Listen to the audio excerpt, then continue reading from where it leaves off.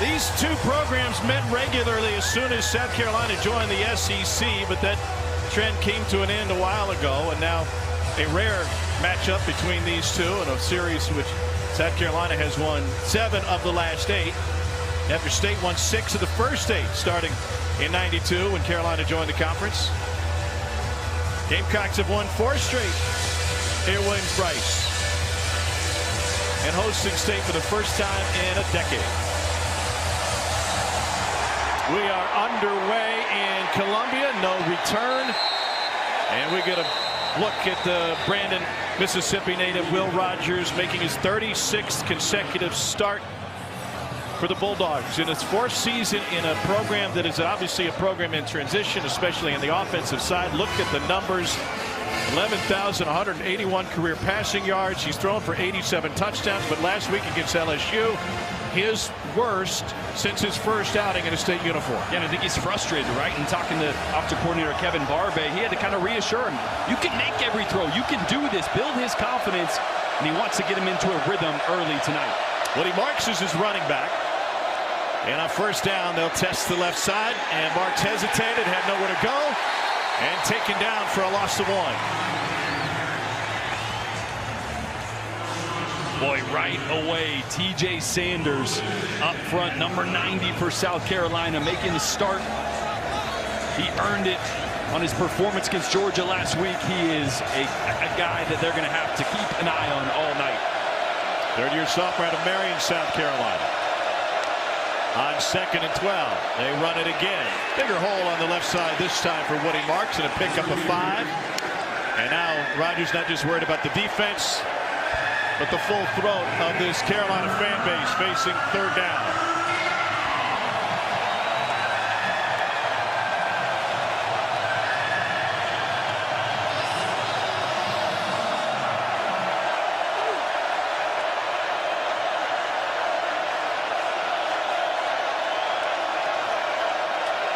Nothing easy about 3rd and long, especially 3rd and long on the road in the SEC, but no problem for Rogers.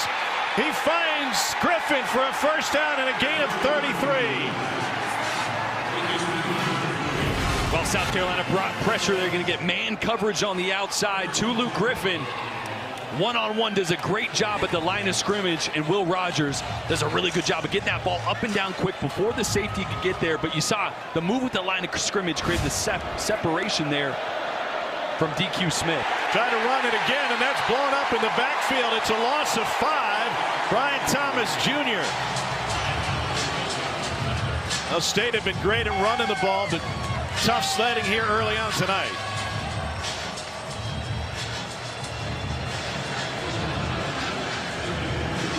And now off schedule again, 2nd and 15, and Mike Wright enters at quarterback for Mississippi State. Kevin Barbe said, we graduated from just packages for Mike Wright. We want him to be more involved. We've got to get the ball in the air when he's in the game. He'll keep it here on a QB run. Little option, and he's able to pick up 3, and that will lead 3rd and 2. Tonka Hemingway the stop. What does Mike Wright bring to them? Well, he's a guy that's played a lot of football in the SEC, but he's a dynamic athlete, but also a threat to pass. Still haven't thrown a pass with him this year. That'll come tonight. At some point, they got to dial one up. But he's so dangerous in that zone read game, which is why they'll bring him in and out, trying to get this run game back on track. All right, so 3rd and 12 after they're backed up early. Rogers with the play action fake, and it's dropped by Marks, who's as reliable as a receiver out of the backfield or anywhere that you'll find in the game. And now 4th and 12 from the 41, and now the punt team will come on. Zach Arnett, first-year head coach, defensive coordinator under Mike Leach for the last few seasons. Andrew Austin will punt it away. Eddie Lewis, grad transfer from Memphis by way of Harlem, New York, back to receive.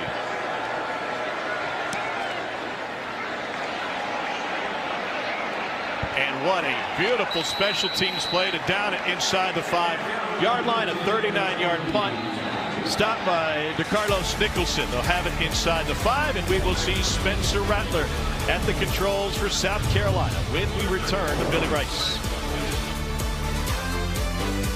Into this one in Columbia and led by Spencer Rattler, who's been on quite a tear. His last 6 quarters he's thrown for 522. Now what a difference a year makes. Last year this time completing 59% of his passes thrown for 240.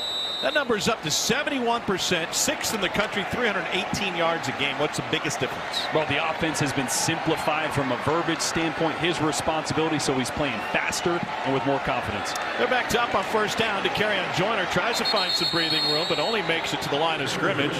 Nathan Pickering with the stop. I think a lot of credit needs to go to new offensive coordinator Dow Loggins. Not only has he come and injected some fun into the quarterback room, which you may hear that and go in one ear, out the other, but that plays such a big role in a quarterback's confidence, but also simplifying and changing this offense. On 2nd and 9, Carolina trying to run it with DeCarrion Joyner again. And he's able to pick up a couple. Talking with Shane Beamer immediately before the game tonight. Down on the field, he said, we've got to be able to run the ball. It's the one thing missing from South Carolina at this point. 128th in the country in the run game, top 10 in the passing game. 3rd down 7.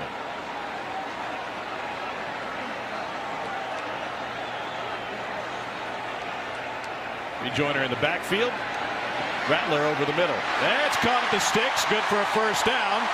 And it's Trey Knox. Tight end transfer from Arkansas, a gain of 13. Trey Knox on a little OTB over the ball route, but DeCarrion Joyner at running back right there. Great pickup block on the blitz that Mississippi State brought to give Rattler that extra second to get that one off. It's Knox in motion. They hand it off and trying to find something on the right side, but nothing.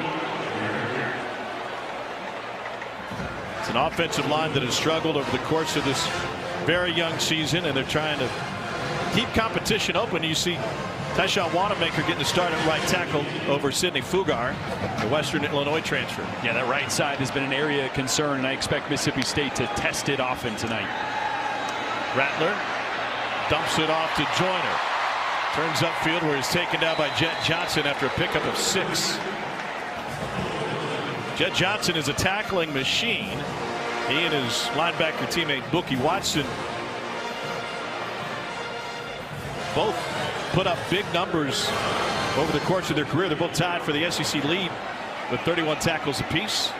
And a 3rd down like this is where you got to pay attention to where they are and if they're coming, and they both are. Here they come up the middle. Rattler stands tall and he completes for a first down. Oh my goodness, the Jets are on for Xavier Legette. Turned a first down into a touchdown, 76 yards.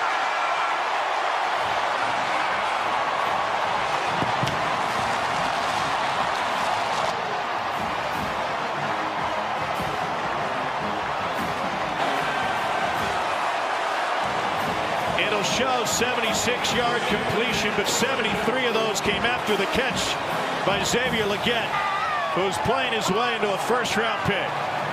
Longest Gamecocks play of the year.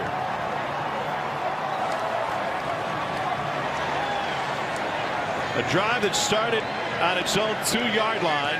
The point after is good by Mitch Jeter. Well, Mississippi State loves to bring these linebackers. They're going to blitz Bookie Watson right here down the pipe, and it's going to be the block from Mario Anderson right there to pick it up. That's going to give Rattler the time, and I love it. He replaces the blitzer. Shallow crosser right where those linebackers were. That's the open grass, and Legette takes it the rest of the way.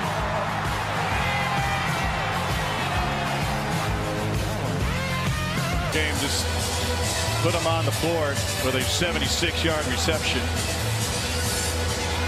And Tulu Griffin set to receive this kickoff for Mississippi State.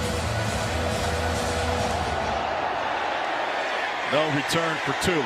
Let's break down what's going on with Will Rogers last week. Yeah, I think the chemistry between Will Rogers and his receivers and the trust of where they're going to be and when they're going to be there, they're just not on the same page right now. This is a curl route. You got to get to 12 yards and back down your stem in front of that linebacker. Instead, a receiver here searches for green grass, and Will goes, that's not where you're supposed to be. Here, again, an option route. Whether you break inside or outside, they're on a completely different page here. Break inside towards the zone guy, go to the green grass. That's where Will Rogers thinks he's going, not where the receiver, and watch him. Thought you were going to go out. they're just not on the same page as they're making this transition from air raid to the pro-style system under Kevin Barbay. Here's a handoff to Woody Marks, and he's trying to change direction of Yuji, and he's able to pick up 4. So we're talking about this before the game. It's not that the air raid is an undisciplined offense, but it is much more free-flowing. No doubt. There's no free flow to when you're supposed to hit your landmarks as a receiver. Yeah, for starters, Mike Leach didn't really like his quarterback to get bogged down by reading defenses, so that's new. But from a receiver standpoint, there's not as many landmarks and depths and detail to how you run routes. It's about finding space, so big adjustment all around. Well, he played the air raid throughout his high school career at Brandon, Mississippi, and he connects over the middle for a first down. And so it's very comfortable for him to move in and be the first starting freshman quarterback in any Mike Leach team. And he continues to climb those charts. He's past Peyton. He's past Chris Leak. Georgia's David Green is up next, Cole. Going back to some of those things that Jordan just talked about, confidence feels like it would sort of summon them all up. I talked to Zach Arnett before the game, and he said, watching the film again last week, I went back to our offensive staff. He said, guys, he doesn't look confident to me. He doesn't feel comfortable making these throws. How do we get him confident making the throws that we know we can make? And I think that was evident to anybody who watched that game against LSU. Able to take off now and tumbles forward. 7-yard scramble for Rogers. Not asked to run really at all in the air raid. How important are QB's legs and what they're doing now? Well, it is important to have that mobility, but to Cole's point, from a confidence standpoint, that's why you're going to see them getting that offset gun, spread it out a little bit more, and sometimes it looks like the air raid. Then they'll get back in that pistol formation. It looks much more like what App State did last year under Kevin Barbay. So they're back and forth between systems. Unloading down the sideline. It is incomplete. Xavier Thomas, the intended receiver. Marcellus Dial had coverage. Yeah, Marcellus Dial, really best cover guy on the outside in phase the entire time, finds the ball. Kevin Barbay told us that Arizona game they had 4 takeaways in the first half. He said, I got a little too conservative. We want to take some shots. That was one of them. Now 3rd and 3. State's 1 and 2 on 3rd down tonight.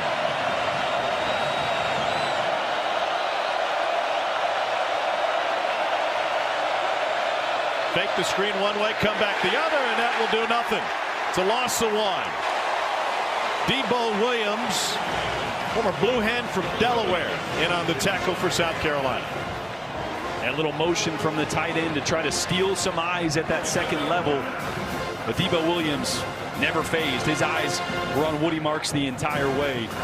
Made a great play there on 3rd down. 2 possessions for Mississippi State. Nothing to show for it. Eddie Lewis back inside his 10. Second punt of the night for Keelan Crimmins. Pardon me, first punt. They had Austin out there to punt the first one away. And a fair catch asked for. It'll take a state hop, and once again South Carolina will be backed up. This one will roll all the way down to the 1. But Cole, when you got speed like Xavier Legette, maybe it doesn't matter where you start. And the craziest part about that speed is Justin Sepp, his receiver coach, told me that Tuesday on punt cover, he recorded the fastest time on GPS he's ever had in his life. He may have just passed that there. He's been through some adversity in his life. Anita and Adam, he lost his parents, his mother in 9th grade, his father just before he reported here to South Carolina. Obviously, a couple of drops in the South Carolina State game a year ago. A lot of folks didn't think he should be on the team, didn't think he should even play anymore. And then Justin Sepp, his receiver coach, told me, Cole, he had the best winter, spring, summer of any college football player I've ever been around. And the story that Coach Beamer told us about being in that facility at 10:30 and security trying to run him out of there on a Friday night, I think sums it all up perfectly. They are backed up for the second time and find a little bit of breathing room. As Mario Anderson on the carry, pardon me, a little extra pushing and shoving at the top. It's a Mississippi State team that's replacing a lot of guys in the secondary, and one more at least for the first half tonight. Sean Preston Jr. out for the first half due to targeting. It's Jordan Morant getting the start out there, and he took a bad route on that touchdown for South Carolina. Yeah, he's a guy that's done a lot on special teams, but not a lot in the role that he's in. And if he took a better angle. There's Anderson with a first down run.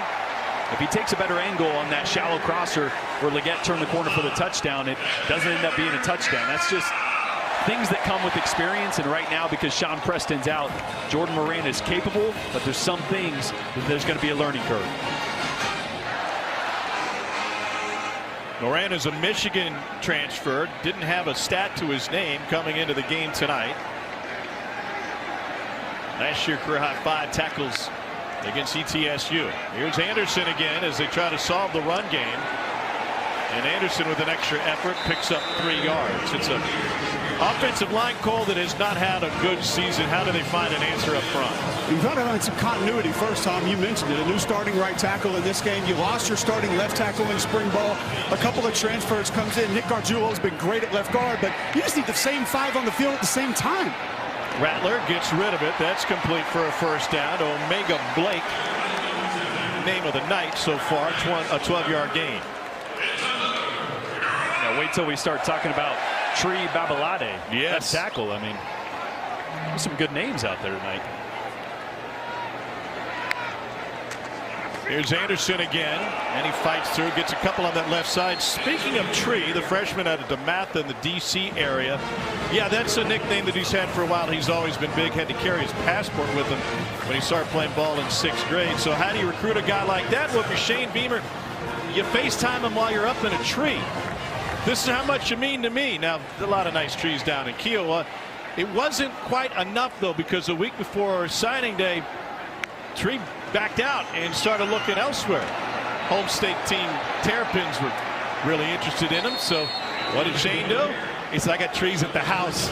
I'm going to get back up in another tree. I'm going to FaceTime you again. We didn't get a pic of this one, but for the first time, there's a picture outside the Beamer household. Is he in a tree there? No, you don't look for him. He's not up in that one. Oh, it's just a tree. Yeah. Okay. Good thing he's not nicknamed Kilimanjaro. All he had to do was get up on those branches. Yeah. 3rd down, pressure coming, simulated up the middle. Rattler will scramble right. Now he tucks it, and he gets taken down behind the line of scrimmage by Bookie Watson, and there's a flag at the end. And Bookie, with a hug from Shane Beamer, fighting for his cause, but this looks like an extra 15 coming. Personal foul, horse collar taco, number 44 on the defense. That foul will be enforced from the previous spot. First down.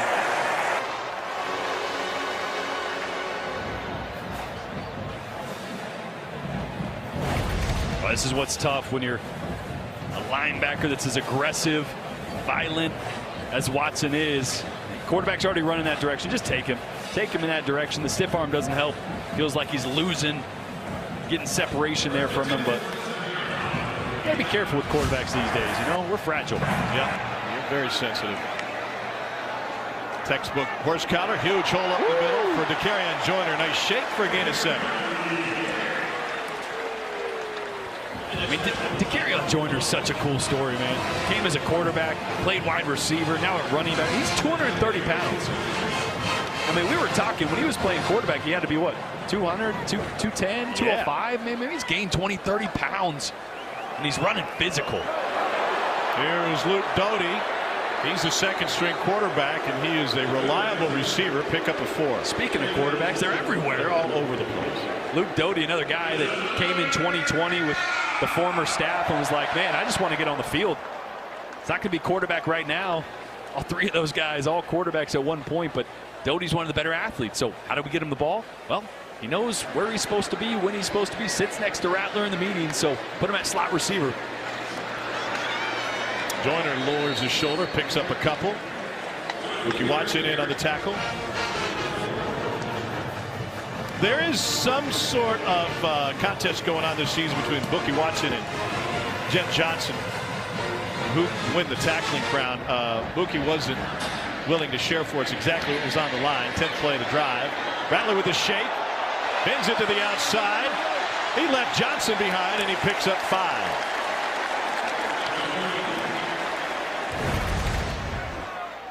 Boy, moved the offensive line all the way to the left. Not sure if that wasn't a little broken play trying to take a shot, but Rattler's not going to run away from you, but he's got enough wiggle to him that if you get him in open space, you got to be careful. 17th play of the game for South Carolina. They've run it 11 times. So obviously, Shane Beamer wanting to establish the run game. This will be the 11th play of this drive. Again, has the big gain to his name tonight. They run it again, and a surge forward, going to be short by a yard, according to the head linesman.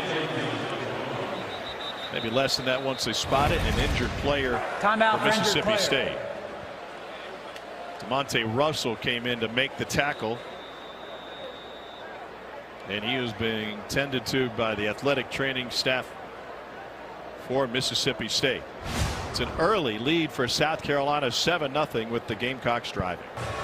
So they get a little bit thinner. Meanwhile, Dawn Staley, two-time national champion in the house. Yeah, she's got Alshon Jeffrey's jersey on. She's a Philly native, couple national championships. By the way, after what Kim Mulkey just got re-up for, I think Dawn may have more money coming her way. Fourth down run and a first down for Mario Anderson.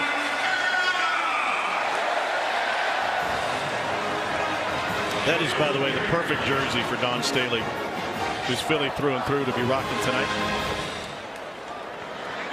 13th play of the drive. They've kept it on the ground predominantly. Here's Mario Anderson again. Anderson delivers a blow and picks up 5. Legette's a pretty big guy, too. I mean, he's not Alshon Jeffrey. I remember my first ever SEC game, 2010. South Carolina came to Vandy. I remember standing on the sideline.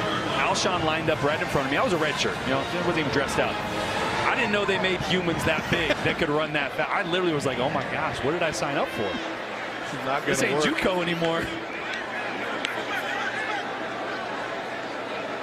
Mario Anderson only had 2 carries last week. He's being featured here tonight.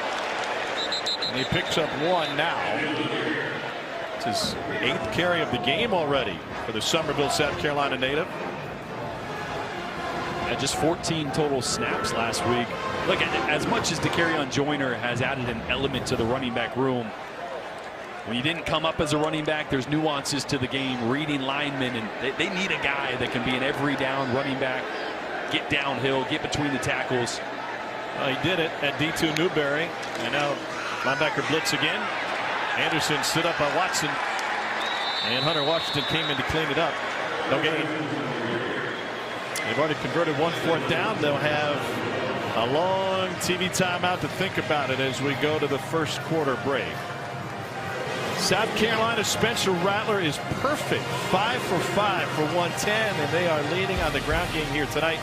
Decision coming on 4th and 4 here in Soda City. You and I were on this field talking about this crowd. You were excited to see how energized we were. How big was it, one, not only to get Xavier Legette going early, but to get this crowd in the game as well? Yeah, huge. I mean, our crowd is a weapon. Like the way that we're playing right now. I mean, to have a 98-yard drive or whatever that was pretty impressive, and now we need to finish this drive. This isn't an easy team to run the ball against, as you know. I love the way our offensive line's playing right now. They're playing physical against a really good front. Now we got to continue to keep the crowd in it and see if we can finish this drive right here. Thank you, Coach. Thank you. Well, they worked on that play ad nauseum at walkthrough yesterday just to get the opposition to jump, and they did. And that's a freebie for South Carolina. Defense, number 14, 5-yard penalty, results in a first down. Little hard count. Don't see that much anymore. Some window dressing. Center Vershawn Lee does a good job of touching that player as soon as he gets into the neutral zone. That flag follows right away. 16th play of this drive for South Carolina. Pressure from the edge. Rattler runs that way. There's a lot of grass in front. Fires for a touchdown. On the run to Trey Knox.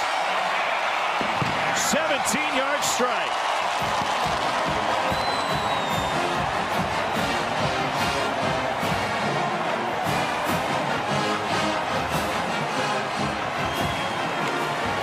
A 98-yard drive, a 99-yard drive.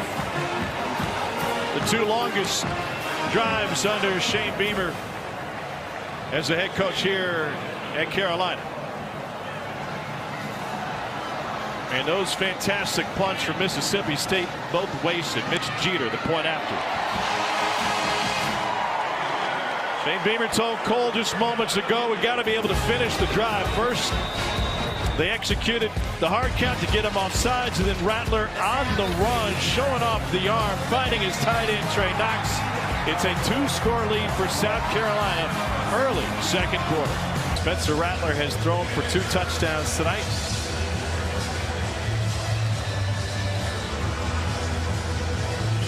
South Carolina off of a Tremendous first half against Georgia last week. Had momentum. Then Kirby got the gang riled up at halftime, and Georgia was able to come back on him in the second. Mitch Jeter will kick it off. Tulu Griffin to receive. And the line drive carries through the end zone. Went out just before it got out. This season, for every field goal and extra point made by participating universities, Allstate will make a contribution to the university's general scholarship fund. Thank you, Allstate.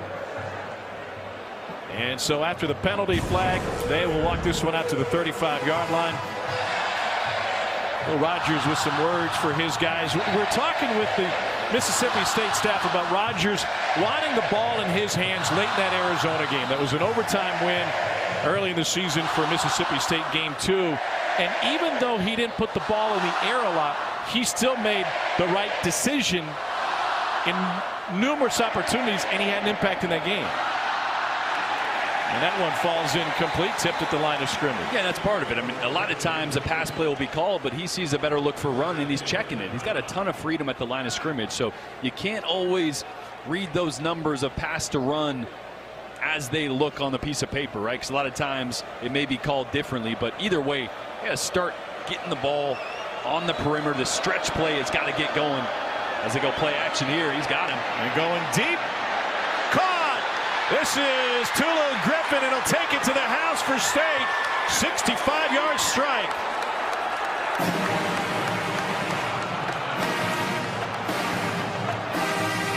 Well, that's got to feel like a load off of Will Rogers' back. Third touchdown of the season for Griffin.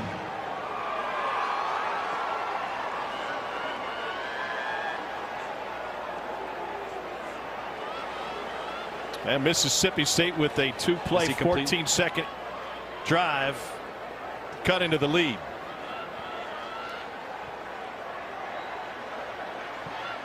Point after is good. Well, didn't see much play action in the air raid.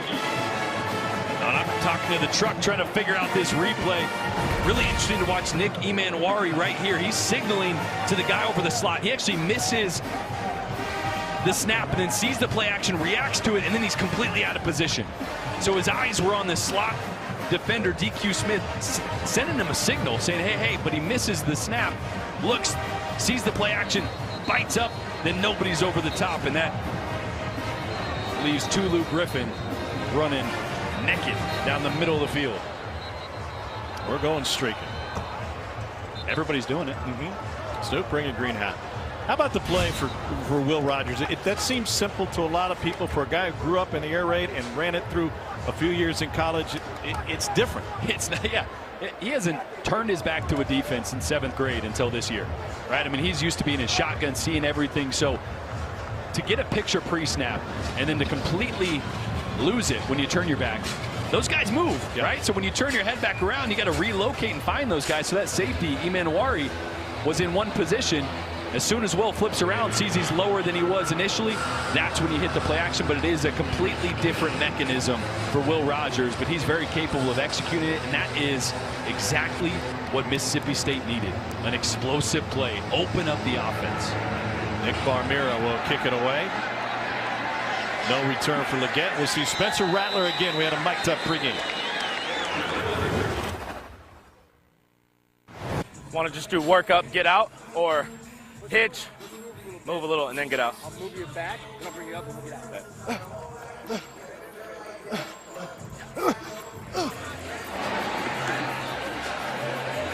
That's just great stuff. You see him working pregame, pocket movement. There's an emphasis on him this year staying in the pocket, only leaving when you absolutely have to. Made a great decision there, kept his eyes downfield and working with his coach Sean Ryan down on the field there, who was the Panthers quarterback coach for the last 2 years, now helping out here in Columbia. And so they'll keep it on the ground. For the carry-on Joyner, it's a gain of 5. How about this emphasis of the run? No secret that Shane Beamer, Dow Loggins need to get the run game going. 17 of the 23 plays have been on the ground tonight. Just crazy because their strength is throwing it around. Rattler finds Joyner, can't break the tackle of Jet Johnson, no gain. And you know what? A lot of times we'll hear a coach say, oh, we got to get back to the run, we got to focus on. You're like, okay, well, we'll see, right? But Dowell is absolutely focusing on establishing the run, taking your shots when you need to, after that in a very calculated manner. But that's going to help them down the road because they have to be able to be physical at the point of attack, at least as a threat. Early second quarter, they've already outgained their average. House coming for State. Rattler gets out of the pocket somehow, and then they take him down. It was Pickering with the sack. It's a loss of 1. Rattler was sacked 9 times in the opener against North Carolina. Yeah, just see pressure off this right side getting into the face of Rattler, left side of the screen, his right side, with both Watson and Johnson coming in. That's one thing Zach Arnett mentioned, is you can't give him a clean pocket to step up into. He'll really hurt you. So he wanted to muddy things up in between the tackles for him, not give him clean looks, and right there a perfect example, bringing both linebackers. Kai Kroger punted away. Xavier Thomas to receive it. The problem is if you pressure him from the edge and he beats it, he burns you just like he did on that touchdown. There's room for Xavier Thomas, and he takes it out to the 38-yard line. 49-yard punt, 15 on the return. Will Rogers in this Bulldog offense will look to even it when we return to Columbia. What a wild day in college football. Clemson upstate lost in overtime to Florida State. How about Will Rogers now as offensive coordinator? The first time Kevin Barbay is up in the booth instead of on the field. What difference does it make to QB? Well, you got a better vantage point up there as an offensive coordinator too. QB, you don't have that sounding board as frequently on the sideline. You can get on the phone and talk, but a lot of times you'll come talk things through what you saw, so they'll do that on the phone, but it's a much better vantage point for Barbay, probably why he made the switch. Rogers 4 of 7 for 107 and a touchdown. He's going back shoulder, a miscommunication. Cole, what did you see from Will Rogers earlier tonight? That's the most animated after that touchdown pass to Tulu Griffin that I think I've ever seen Will Rogers. I mean, he was fired up coming off the sideline, going to find the teammates, trying to get them excited as well. A completely different Mississippi State sideline right now than it was about 10-15 minutes ago. And also Coach Barbay has done both over the course of his career, been on the field and in the booth, but a late decision that he wanted the better angle tonight. It's a state program that had a players only meeting after that demolishment at the hands of LSU last weekend. Now 2nd and 10. Here's Tulu Griffin hanging a U-turn, finding the sideline. Tulu Griffin inside the 20. And they finally take him down after Ime Warwick caught up with him. A 47-yard catch and run for State. That's a great job by Will Rogers. He's hot. They're bringing a blitzer. Find your hot route, quick slant. Great job by Tulu, stopping on a dime and spinning out of it. Griffin's already got 145 yards to his name. They went pass heavy last week against LSU. More balanced tonight. First 15 plays. And that's what Kevin Barbay was brought in to do. Bring balance, create explosive plays, and already tonight a couple big explosive plays through the air and balance with the run pass. There's Woody Marks.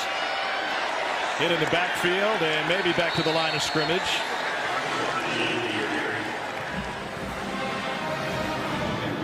Will Rogers has only completed 5 passes tonight, but those 5 have gone for $154. I guess 30 yards of completion is a pretty good rate. Yeah, I'll take that all day.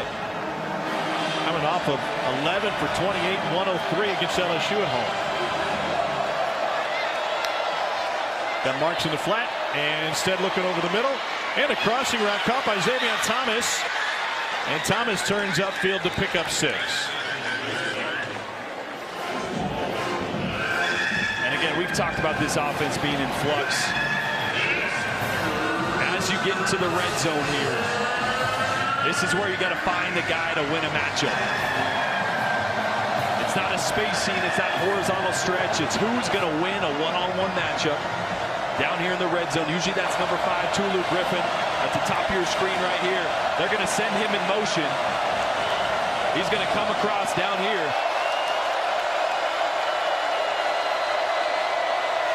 Try to set up a matchup. Pressure up the middle. To the outside with the run. To the pylon and in. Touchdown, Woody Marks. And we got flags after. And this one's coming back.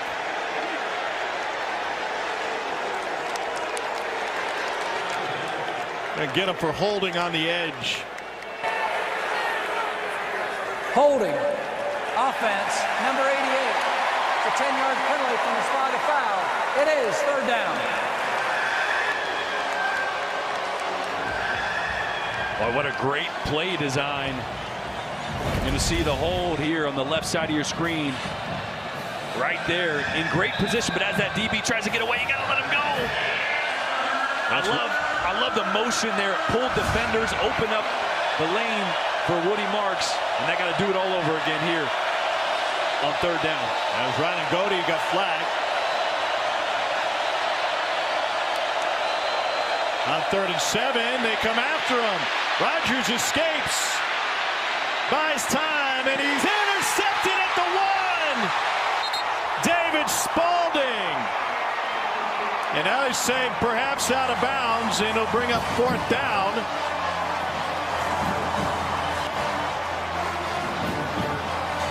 Ruling on the field is an interception by South Carolina. First down. Yeah, a heck of an effort. Great play by Spalding there, but that left foot out of bounds. He can't come in and be the first one to have possession as Will Rogers trying to thread the needle to Xavion Thomas down there on a broken play with good pressure, which forced him out of the pocket. It doesn't matter that he landed inbounds. He didn't reestablish himself before he was the first to contact the ball. Meanwhile, South Carolina's offense is on the field ready to take this thing over, and Zach Arnett finally had to get in their ear and say, hey, let's take another look at that thing.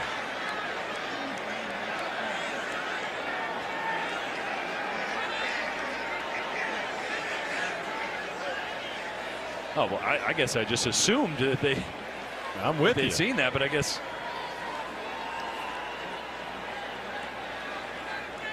Zach's like, hey, I'm on the opposite side of the field, and I saw that. Veteran SEC crew led by Matt Leffler. First charge timeout. Mississippi State. 30-second timeout. David Allman is the replay official.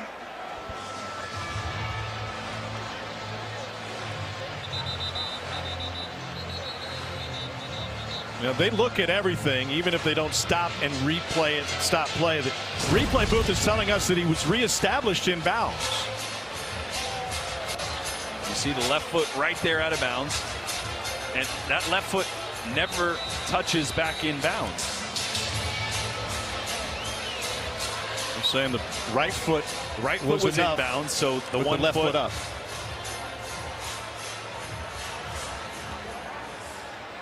Oh. Interesting. Yeah. And that's maybe one that I didn't know. That the previous play of an interception is under further review. Well, and very rarely do you see it from a defensive standpoint, right? Totally. Usually looking at a wide receiver standpoint.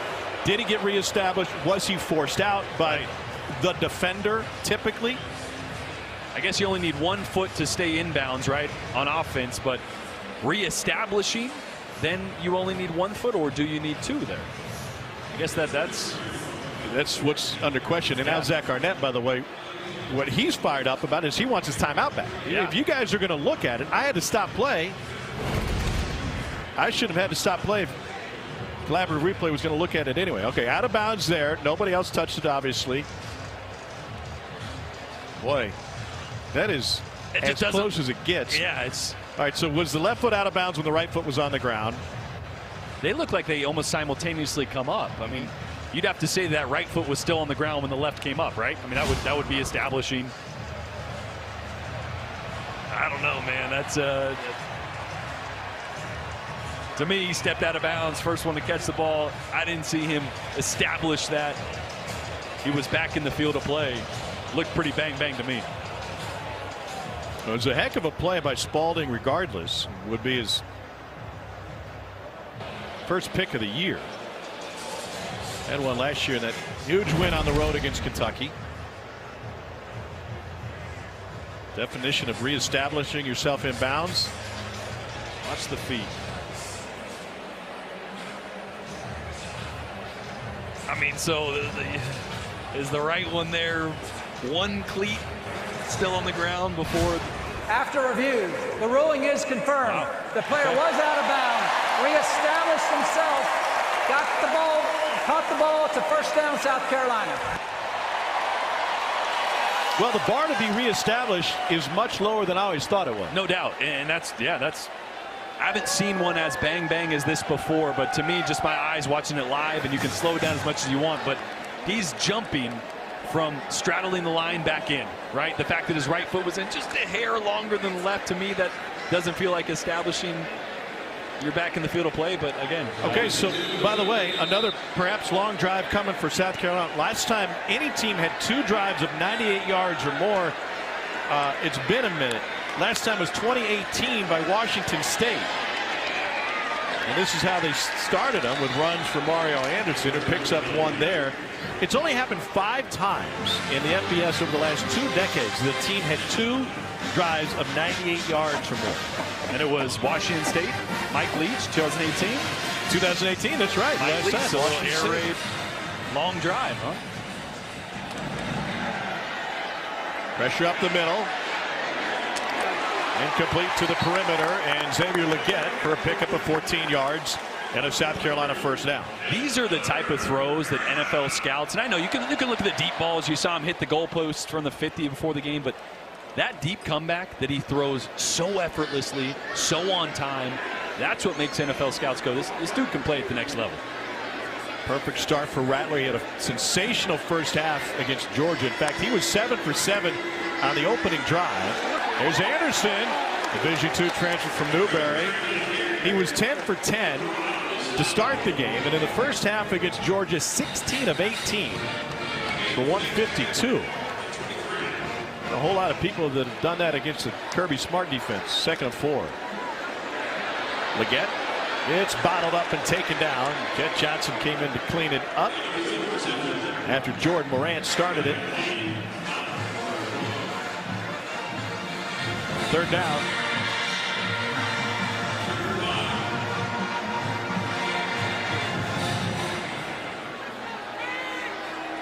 Mississippi State's been pressuring here on 3rd down. They're showing pressure off the edge again. They back off. Bring Watson up the middle. Rattler fires short of the mark. I want to ask you, but you see pressure and you don't see it. It's simulated pressure for Mississippi State a lot under Zach Arnett. As a quarterback, is it easy to see that it's simulated and that guy is being replaced? You just see the guy coming, right? Think about it. If you're playing quarterback and you're watching the D-line, you're losing, right? Yeah. You can't play quarterback watching the rushers. So it looks like pressure. It smells like pressure. It makes you speed up. It might as well be to a quarterback, and that's why it's so effective. Because you're still only bringing 4, but to a quarterback, you go, oh, I got to get out quick. I got to go, even though you're still covering with 7 on the back end. The game that State has to worry about is putting an inexperienced secondary in man-to-man. Thomas lets this one drop. It'll be down at about the 30. That's a 45-yard punt. Here in Columbia, South Carolina. I bet one of those people got stuck behind a train. Regions halftime report coming with us, Starry, Doring, and Watson. We will show you what's going on there at halftime in Baton Rouge. A surprise is brewing there. Also, number 1, Georgia getting a bit of a dogfight as well. What do you see here in South Carolina, Mississippi? The resiliency from Mississippi State. I thought they were down and out, battling back. And what about Spencer Rattler? 10 for 10. All he does is throw strikes, I guess. Isn't he always? Yeah. Seems that way. Okay. All right, fellas, thanks for seeing y'all a half. Will Rogers and this Mississippi State offense with a bounce-back performance in many ways after falling down 14-0, and especially relative to the performance last week. They're going to pull 2 guys to the right side, and whoa, that was a hit from O'Donnell Fortune. Now Woody Marks. I think it's credit to, I'm not going to say credit to a players-only meeting, but one of 2 things can happen. You can either galvanize in a players-only meeting, or you can fracture. You start pointing fingers and saying you did this, offense, defense, fracture. When you get down 14-0, you ain't coming back. That tells me maybe that team meeting wasn't so bad after all. Rogers going deep again. Caught! Tulu Griffin inside the 10. A 60-yard strike. Griffin over 200 yards here in the first half. Maybe at the players only meeting. They just said, let's go deep more often. Here's Woody Marks straight ahead. And he plunges into the end zone. 7-yard run for Marks. Another quick hitting drive for Mississippi State. Boy, and it was a really similar play. Play action. Tulu Griffin, deep crosser over the field. Once again, Eman Wari out of position. This time drove on the underneath crosser and let Tulu Griffin run right by him. And then Woody Marks punched it in. And State, as you mentioned, down 14. Now right back in this. Point after is good. Just past the midway point of the second quarter. 2 touchdown comebacks so far for Will Rogers and Zach Arnett. Rogers is thrown for 220. Tulu Griffin has 4 catches for 205 yards and a touchdown. No wonder he's all smiles over there. That entire wide receiving core. Dustin Robinson and Xavier Thomas. First 3 weeks, the longest pass play for Mississippi State covered 37 yards. They beat that 3 times tonight. Completions of 65, 47, and 60 yards respectively for Rogers. And I got one for you. Last year, Mississippi State as a whole, run and pass, only 4 plays that were longer than 40 yards. 4 total. That was second to last in the entire country. Will Rogers did tell us, he said, listen, it may not be easier, but it sure is more fun than facing drop 8, trying to fit it into a tiny window. And that is why Kevin Barbay was brought here. Both those long plays to Tulu Griffin, play action. Yeah. You know what they didn't do last year? Ever? Play action. You don't do it in the air raid because you don't run. Most and a half by a state player in the last 2 decades. And counting. No return here for South Carolina. And now the Gamecocks have to deal with some adversity after losing a 14-0 lead. Spencer Rattler, another hot start. He's been sensational in the first halves of games. This is one of those times, you know, like in a basketball game, one team starts heating up, hitting threes, and now the other team who's been winning all game goes, oh, we got to start shooting threes. No, you don't. Right? They ran the football effectively. Spencer has distributed the ball. Don't feel like you got to start taking shots just because Mississippi State hit a few. Rattler fires to the far side.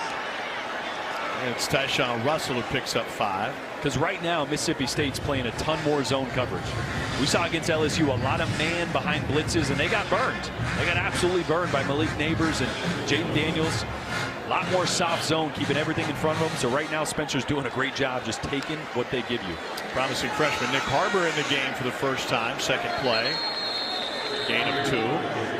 Talking with Shane Beamer practiced yesterday, so we've got to find a way to get Nick on the field. You know, close game at Georgia, you get a little tight sometimes as coaches. You want to only have guys on the field that you absolutely trust.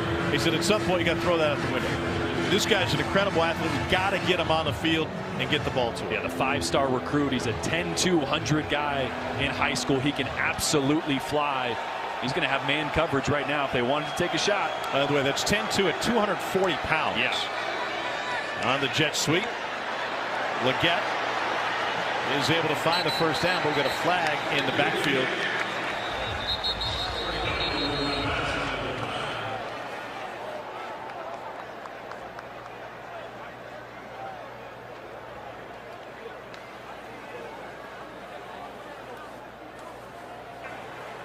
Holding on the offense, number 1. 10-yard penalty from the spot of the foul. Replay 3rd down. Tight end Trey Knox.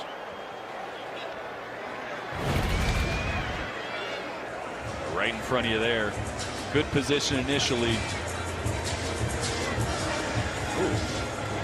And maybe that last grasp of maybe at the end there a little bit. First flag against South Carolina tonight. So 3rd and long for South Carolina.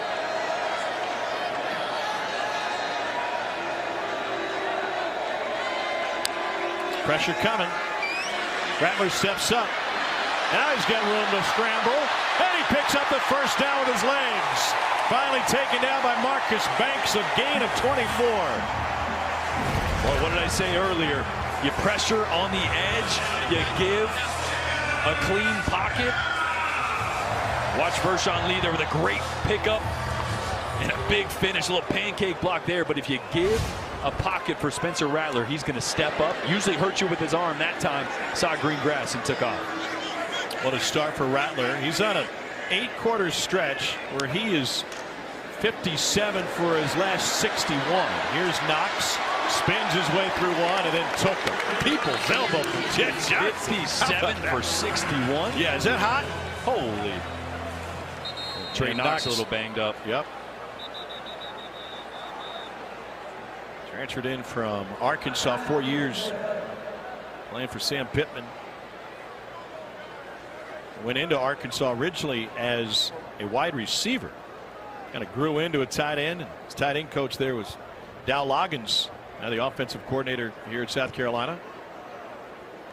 Loggins said, I just really enjoyed being back in the college game and learning so much from Kendall Briles about how to be different offensively. He said, everybody thought I'd be gone after a year. I was happy to spend another year there and learn more. And you don't necessarily hear that a lot from coaches who are so anxious to get to the next step. Especially a guy that's been an OC in the NFL all over the place to sit under Kendall Briles. And I think what he said was, I learned how to remove the clutter from play calls. Yeah. Remove the clutter so my quarterback can play faster, so we can say things quicker. We can play with tempo when we need to. Nobody does that better than Kendall Briles in that system, right? They play fast, and they've kind of found a great middle ground with pro-style system and what they were doing at Arkansas last year. Loggins 7 seasons as an NFL offensive coordinator. On 2nd and 2, it's Anderson again. Johnson credited for the stop, but after the first down, and former Newberry College star has got the light shining on him in an SEC game. Boy, he is a bowling ball, right? I mean, 5'9", they listen with that. He's probably 5'8", 208. Rattler flushed, turns upfield, and gets cut down after a pickup of about 8.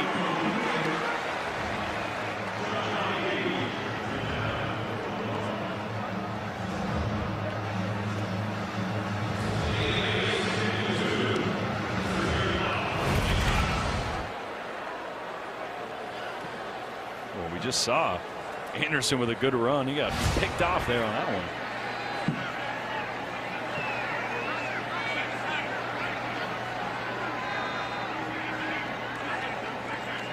Well, if Anderson had still been at Newberry, he would have been part of the win against the Flying Fleet of Erskine today. Instead, he's running on Mississippi State, and he picks up the first down. And Tom, Anderson's flying feet, one of the reasons that he's playing in this game. Talked to offensive coordinator Doyle Loggins about him before the game. Said, why are you going to get more 24 going? He said, we just need more explosive capability out of the backfield. He's worked on his pass protection in practice. Exiting spring, that was the issue. Obviously, handling some of these linebackers, defensive ends in the Southeastern Conference. He worked it, got better. Seeing it pay off tonight. Well, what a transition. 1st and 10. Leggett taken down as soon as he touched it. It's a gain of 7. 2nd down coming up. Banks and Nicholson converge to sandwich him. 2nd or 3rd time we've seen Rattler just toss a hitch route out to Leggett. They're giving him a lot of cushion, playing 8-9 yards off, so they're going to keep taking that until they get that man coverage look they're looking for. 2nd down 3. Big on the left side, extra offensive lineman, and Anderson maybe not, and they're going to say he's just a hair short. 3rd and looks like less than a yard. Run it again. This will be the 10th play of the drive. Well, I'd do that little tush push quarterback sneak. I don't think enough colleges have adopted that yet. How can you stop it? I don't have a problem with it. I just don't think we should be doing it during a production meeting. Oh my. Here's Anderson, and he picks up the first down. Well, I had to demo it for you guys. Yeah, we had to learn. It's weird that you brought Reggie Bush in to show us. So fresh set of downs for South Carolina. 1st and goal from just inside the 10. They've been run heavy throughout the game.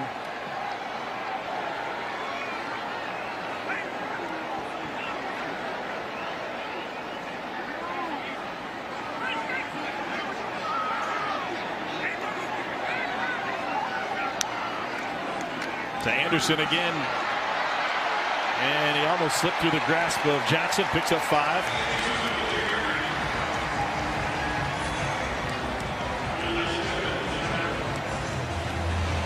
You're really seeing the evolution of Spencer Rattler changing plays at the line of scrimmage.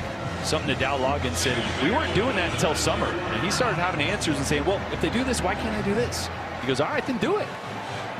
Started to give him a little more leash and freedom at the line of scrimmage to get him in better situations. Doing good a job of that on this drive. On 2nd and goal, Anderson again. Just one. Senior from Summerville, South Carolina. And 41 seconds left. Timeout taken by Mississippi State. We'll take it with them. The former Division II All-American Mario Anderson is carrying it for Spencer Rattler in Carolina now. You can watch the live performance from the mighty sound of the Southeast on SEC Network Plus. Start streaming on the ESPN app. A+ plumage.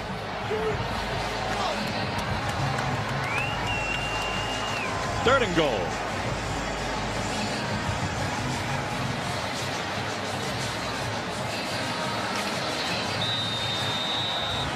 Perfect start for Rattler, 13 for 13. Then they're going to shift him out and go with the carry on Joyner. No one's on Leggett right now. Joyner hesitates, trying to run with it, and he finds his way in. There's the tush push. Couple of them. It's a 3-yard touchdown plunge.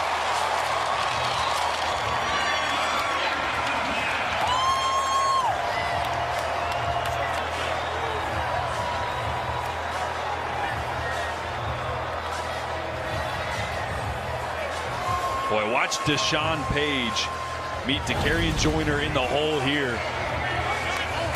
Right here. And Joyner just slips right underneath him. It's a great job of lowering your pad level. Whoop, right under Page. The former quarterback thought might pull up and throw to Leggett, who was uncovered, but. Well, that's coming next. They're going to go for 2 here. They're going to roll out, throw back. Batted away. What a play. Kai Kroger has his first incomplete pass, but there's a flag on the play. I asked Kai before the game today, so what do we got in store? He said, you'll have to wait and see. There is no foul on the play. The point after is no good. A little bit of Beamer ball, but that one came up empty. Boy, watch TJ Sanders, former basketball player, right here at guard. They're going to move this tackle to this side, which means that now the guard is eligible and TJ can go out for a route, and just that ball just hangs up. Oh, that's one of those you're like, just get it there, get it there, get it there, and then you throw it 10 yards short. Well, that's going to be really interesting. In a 20-14 game, what exactly is to gain? I don't think even the analytics, as crazy as analytics can get, would tell you to go for 2 there. But obviously, they liked the look that they had, and they thought it was a given. That's just one they've had in the bag, and they go, this is going to work. We're going to use it at some point today, and it should have worked. So 38 seconds left in the half. It's only a 6-point lead. I mean, they got 3 quarterbacks that play on offense, and they use the kicker. The kicker is perfect. I know. He missed it the last 3 years. You can't trust them. Can't trust kickers. Can't trust them. No return. You know who can't trust tonight? How about Tulu Griffin? LeDietrich picked up the nickname because he was too loose, and he's been loose all night tonight. Dude, you're right. Every time he's had a matchup, he has won it. The one early, and then the 2 big shots downfield on play action where he got completely behind the defense. And here doing a little bit of run after the catch, throwing some yak in his bag, and then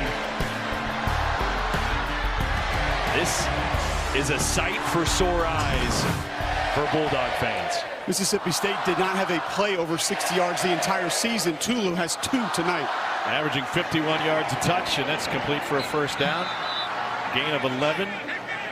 State has only 1 timeout remaining. Remember, Zach Arnett used the timeout before play was stopped. Replay the South Carolina interception. Rogers over the middle. It's batted away. Great hands by Stone Blanton, who was headed to Starkville to play baseball for Chris Lemonis, be a two-sport standout. Blanton able to knock it away. That's how you're supposed to handle a defender who goes up and tries to bat a pass down. The way Cole Smith did right there. You give him a shot to the chest, and you put the belly on them when they go to the ground. Oh, what do they call that? Shot to the chest, belly on them.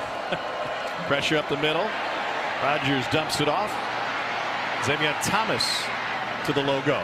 They should call that timeout. Now they're going to keep it in the bag. You spike it here, or you run a play? I would have spiked it. Let's see how many 2, 3, 4 seconds run off the clock. Going to run it. And the out route caught, and stepping out with 8 is Robinson. You almost lost a play or half a play there, you know. I'd either spike that or call that timeout. Al Ferry has a long of 49. Rogers has thrown for 255 so far. So average play takes about 6 seconds. You need at least a few yards here to be in range. Middle of the field's open. But if a receiver catches it in the middle field, he's got to get down. You got to call that timeout. Calm night, no wind to speak of. Rogers over the middle and caught well short of the career long marker. And did they get it? Yeah, got it just 1 in time. second left. Boy, Arnett did a great job of running right to get in front of the ref to call that one. So Kyle Ferry, who is the SEC freshman of the week 1, will come on to attempt this long one, and seemed destiny, Cole, that he would end up in these Mississippi State uniform. In more ways than one, Tom. His dad, Steve, a semi-professional soccer player from England. He grew up in Arkansas. Obviously, you would think he wanted to go play for the Hogs. He sat in the stands with his stepfather, Mike, and his mom, Stacy, at the 2019 Egg Bowl. He was 12 years old. He looked over after Mississippi State lost that football game, and he said, I'm going to kick in this stadium. I'm going to kick for this football team one day. And apparently he wanted to wear Tanner Mangum's baseball pants on the field, too. 54-yard attempt. And Carolina will use a timeout.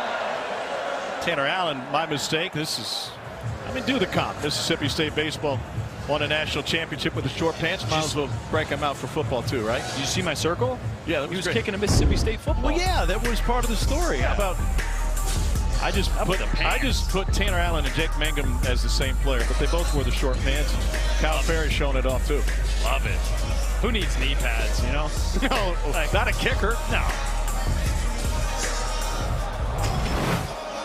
I think I've worn some pants that tight before.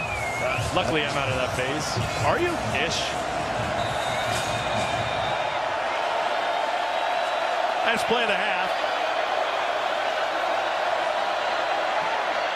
And it's drifting, but coming back. And short. But the draw would add some yardage. What a difference that lost timeout made. They wouldn't have had to. They could have stopped it twice. They got a flag on the play. Obviously can't end on a defensive penalty.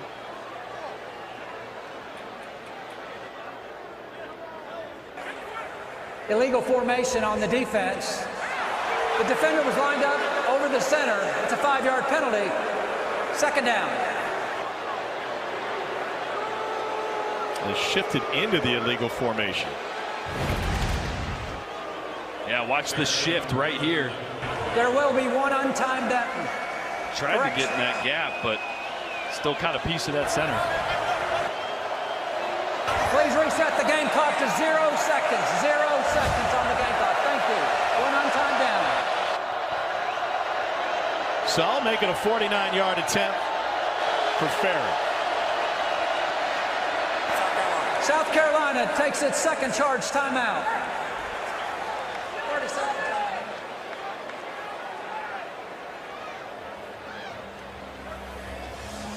It's not often all the assistants that are in the booth actually make it to the sideline for a play in the game, but all of South Carolina's have because of this fiasco.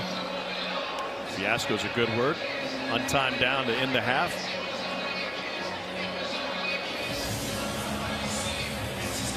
So he was a few yards short on that first one. Maybe right? more, maybe Was more it? than a few. Yeah. Okay. I was. Look at how much more he needs. Well, 5 yards might do it. Let's see. Got a mulligan. Move with the white tees, and that one bends back in.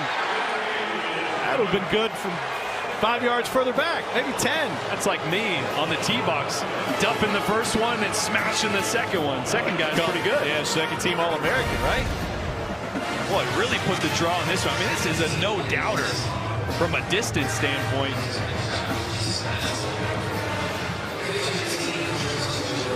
So Ferret bends it back in. Shane Beamer went for 2 on that last touchdown, and they came up short. Shane standing by with Cole. Can you just take us through quickly your thoughts on what happened there at the end of the half with the field goal? With the field goal, they said when we moved over, we were shading the snapper and had a little bit of our body on him, which every kick that we've kicked a punt or field goal this year, I think you could have easily called that. So we'll see the tape. But they said we were shading the snapper, so we were legal. Can you share your thoughts going for 2 after the last touchdown? Yeah, we thought we had a good call. We had TJ Sanders wide open. I mean, it's a little thing we've been working for a couple weeks. We always try and be aggressive and felt like we had a look. It wasn't so much going for 2 as it was, felt like we'd get a guy wide open. We had him wide open, and we just didn't connect on it. I just want to get your thoughts quickly because you mentioned it when I talked to you after the first quarter. Your offensive line was destroyed in the media for probably the last 2-3 weeks. Yeah. You have to be excited with the way they played tonight. I love the way they're playing. They're playing physical. We're running the ball decently. Our biggest issue right now is we can't cover them, and we can't get pressure on the quarterback. We got 2 great quarterbacks in this game. When Will Rogers is able to sit back in the pocket for like 8 seconds and throw deep balls over our DB's heads, we're going to have a long night. Hey, Coach, the difference, Mike Leach here, but we don't want to bang our head against the wall and try to do something that's not going to be there. Defensively, I asked him, do you tighten up the coverage a little bit? He said, well, Cole, the kid's 13 for 13. We got to tighten something up. I just don't know how we do it because we're in man coverage and they take a short route to the house. Reminds me of one of the greatest Leach quotes ever. 50% pass and 50% run is 100% stupid. So go with what they're giving you. And Spencer Rattler has been given the opportunity to once again play a perfect first half, 13 for 13. And the ground game has been there as well. Now he's run for 37. And Mario Anderson is averaging 4 yards a carry, the Division II transfer out of Newberry. Division II All-American and a Harlan Hill Trophy finalist last year. Very often you go from the Piedmont Conference to the SEC to have success.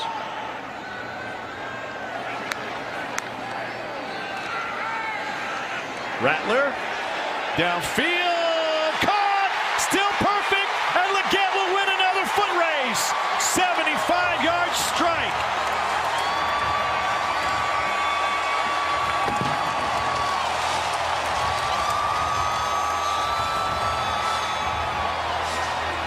I didn't think the fair was coming to town for another couple of weeks.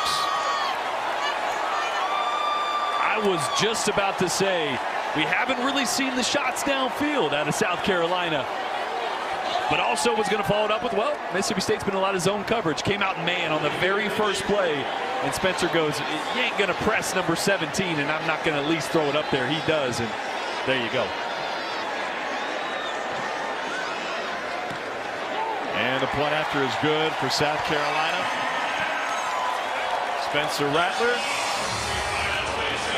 and his man found him. Still perfect, 14 for 14. Leggett did a great job at creating some separation at the line of scrimmage and getting the ball that was maybe a couple yards behind, but still a great throw. An even better catch and another huge explosive play from Xavier Leggett, who has become one of the most dynamic receivers in the SEC right now with the numbers that he's putting up. And I'm pretty sure Spencer Rattler just said, I'm him. Which, you know, as anybody knows, that means, hey, I'm pretty good. Watch me play. Pretty bold to say that with me in the same building, but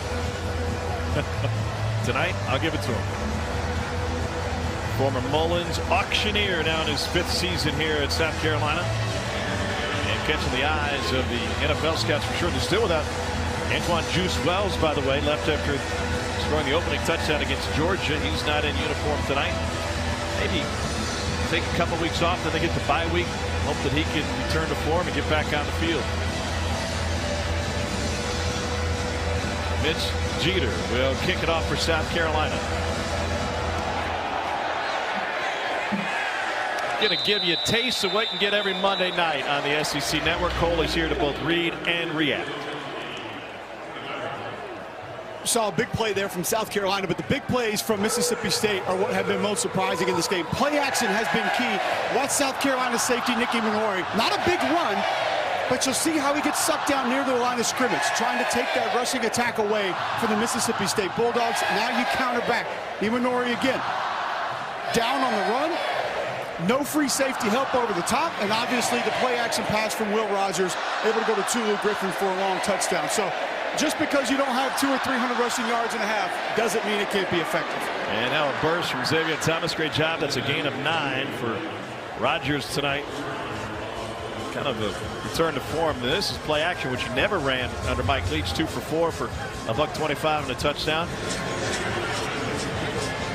Oh, he's literally never had the opportunity to even throw it deep like that. There's always 3 safeties and 8 guys dropping back. So Will Rogers like, yeah, I like this.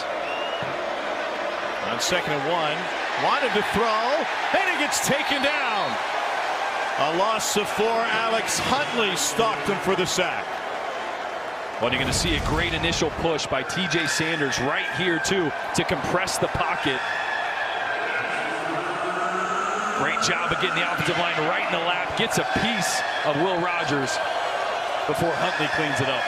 T.J. Sanders, the guy that Shane Beamer told me before the game. He was on scout team last year, guys.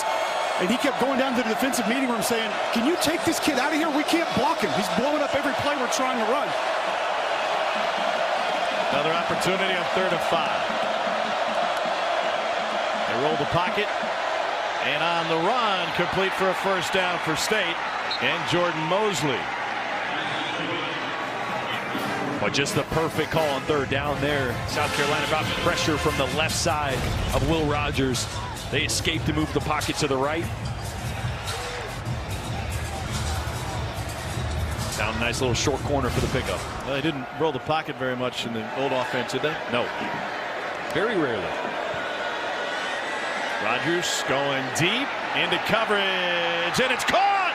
Threaded a kneel to find Tulu Griffin. And this is the same exact play as the last touchdown from Tulu Griffin. You're going to see play action in the backfield. Tulu in the slot, just running that deep over route.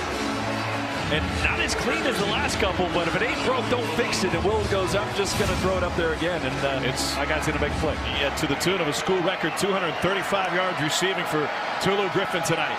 Batted down, trying to fire it down the sideline. Looked like Huntley got his big paw on it. And this has turned into an amazing game.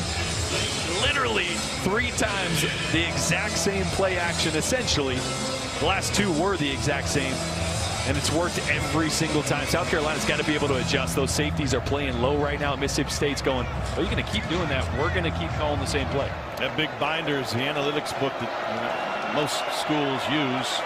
Going to play the odds here on 2nd and 10. Bring 5. Rogers finds him, and another first down. This is Mosley again. Pardon me, that's Freddie Robertson. Transfer from Eastern Washington, and a first down for Mississippi State. And you mentioned those analytics, really important as you get in that range of 7 points, 10 points. As the game progresses, that's going to tell Zach Arnett, when you get in this area of the field, into the red zone, whether you go for it on a 4th down or not.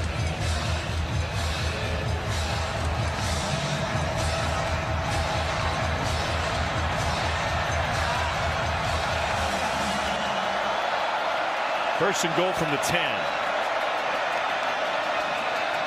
Handoff on the sweep to Griffin.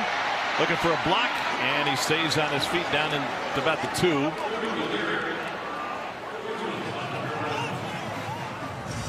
Second and goal.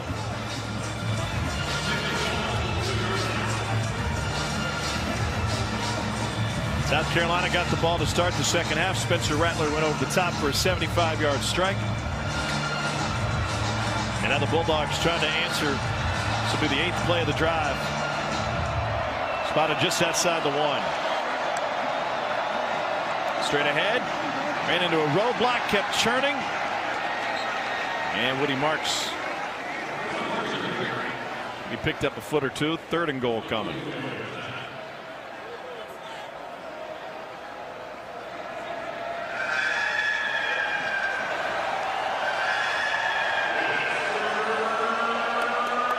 State 2:05 on third down tonight.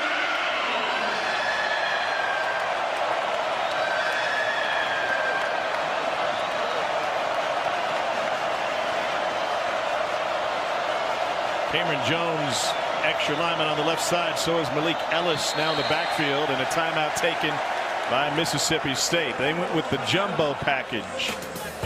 And looking at a 3rd and goal, down 10. State wants to talk about it.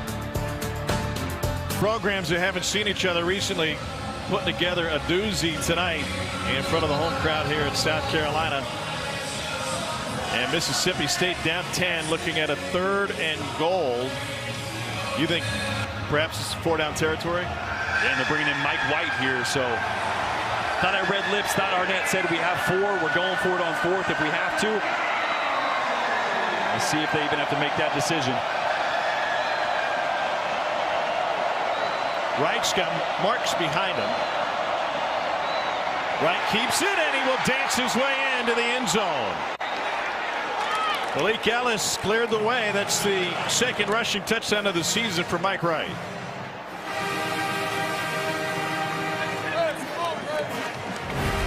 Boy, great block here coming across the line of scrimmage.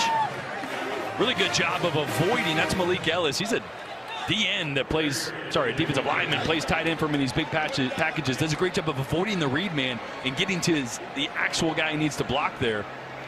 That first one that sliced across the line, that's the read guy.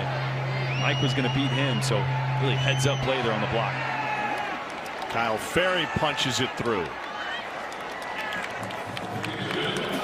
Jordan mentioned Malik Ellis, 98 from Mississippi State. What a nice block that was. I was over here by the state huddle after they called the timeout.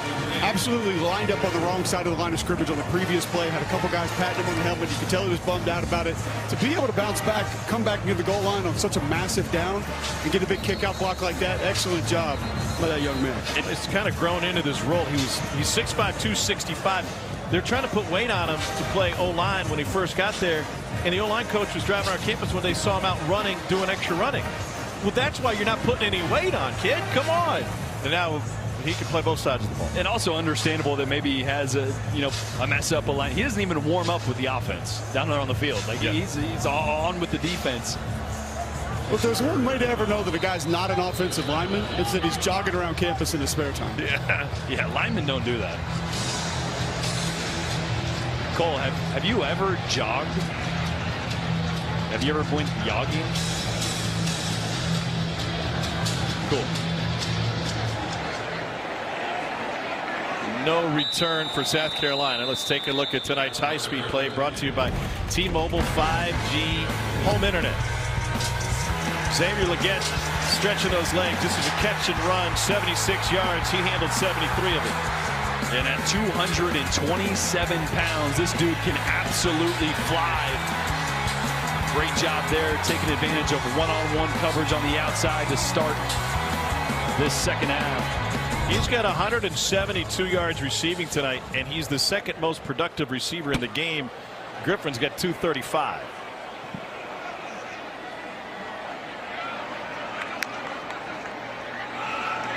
Here's Mario Anderson. We've had some crazy receiver performances. Malik Neighbors, Mississippi State fans know well, had 200 and something last week. Yeah. I mean, the first half that most people love for a game. We were talking to Zach Arnett about that. He said, listen, we are what we are from a personnel standpoint. He goes, sometimes if you go man and a guy like Malik Neighbors beats you, that's not scheme, that's not necessarily talent. Like, you just tip your cap sometimes. Yeah. That dude's a good player. Here's Anderson. To that point, he did mention, look, we're not as good in the secondary as we were last year. Obviously, Noah Emmanuel Forbes on the outside was one of the best lockdown guys in the entire country. So he said, just have to think about this scheme different. When we blitz, we can't play man as much as we have in the past and did last year. Well, it helps in the second half to have Sean Preston Jr. back on the field. It was out after an odd targeting call. It's Jaden Daniels in the second half of LSU. Both backers blitz, and Johnson gets to him. Wow. He came firing up the middle. Boy, watch how well Jet Johnson times this blitz. And it's a scat protection, so it's a 5-man protection. Any linebacker that comes is going to make Spencer Rattler hot. They both come, got to get rid of the ball, and it's It's a mesh concept, which takes just a second to develop, so there's not really a true good hot route for Spencer Rattler to get rid of the ball, and that's why he scrambled around. Big cheer came out of the Kyle house on campus in Starkville because his mom is their house mom, Frances Johnson. Xavier Thomas takes it from the 31. Not much room there. Great article in the Clarion Ledger about that one. 51-yard punt, 4 on the return. Will Rogers will be under center when we return. Well, it's a second-round pick of the Bears, and these guys are putting up some Alshon Jeffries type numbers. Combined 9 for 407 on the catches and averaging 45 yards a catch between Tulu Griffin and Xavier Legette. That's stupid. That's a video game. You create a receiver that looks like Alshon and you just throw to him every time. That's what we're watching. Create a player. Rogers, he had him open but pulled it back, and it gets taken down by TJ Sanders. Wow, got the hammer on. Had him again. TJ Sanders just absolutely tosses offensive lineman out of the way en route to that sack. But you were right. They were behind the coverage there. Yeah. No safety over the top. And the South Carolina safeties are playing extremely low.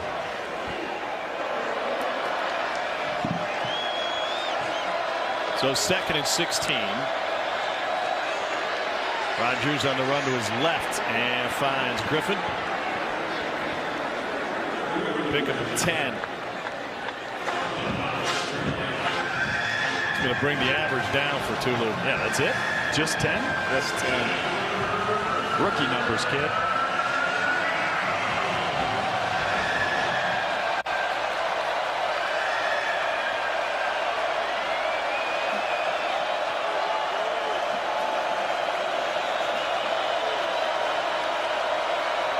On 3rd and 6, ball batted at the line of scrimmage again. Tonka Hemingway, senior from down at Conway, got a hand on it. Just a great job of having awareness of 3rd and medium. They're probably going to get this ball out quick. Can't get to the quarterback. Get your hands up and knock one down, big boy. It's the first time Mississippi State has gone 3 and out tonight.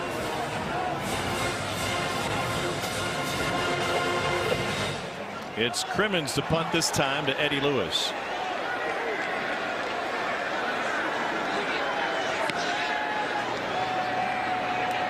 Lewis will have a chance. First 2 miss. Finds the corner. Cuts back inside. And Lewis, the Memphis transfer, finally taken down by the punter. It's a 40-yard return after a 24-yard return, on a 40-yard punt. Quickly to the studio, Dari. Yeah, Tom, we thought LSU was starting to pull away from Arkansas. Hogs down 8. Look at the play from KJ Jefferson. Creates time, and his tight end Luke Haas gets free down the sideline. Touchdown there. They go for 2 and get it. We're tied at 24, early 4th. Wow, what a wild night in college football. His former tight end Trey Knox on the field right now for South Carolina. He's got a touchdown tonight. 1 of 3 through the air for Spencer Rattler. The carry on Joyner. Lost the football. Mississippi State recovered. Down 3. State will have it with a short field. It's recovered by Mookie Watson. Boy, and it was Sean Preston who set up the first half. Safety playing down around the line of scrimmage. Going low on Joyner here. Getting his helmet right on the ball. I mean, that's so hard, even with good ball security. You get a safety putting his hat right on the football. Tough to hold on, but boy, they're happy. Preston back in the lineup after missing the first half. They lost 85% of their plays in the secondary from last season's team. Didn't lose anything in linebacker between Watson and Johnson. They've both been big tonight. It was Jet Johnson with the sack on the last, and then the fumble recovery by Watson. Mike Wright fakes it, gets taken down. Great read by South Carolina. And Jordan Strawn with the stop. Mike Wright in the ball game, so you're expecting some kind of zone read, quarterback movement, setting those edges is so important.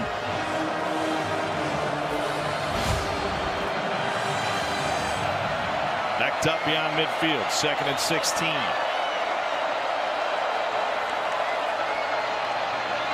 Rodgers to Marks. Got a catch in every single game that Woody Marks has played. We're talking to him at the team hotel last night. Said, "What's the difference with you?" He goes, "Man, when I first got here, I didn't talk. I mean, I didn't talk at all. Errol Thompson hit me one time in Skelly. I said, 'Man, why'd you do that?' He goes, 'To see if you had dog in you.' You do." He didn't even respond. He goes, "I never said a word until maybe this year."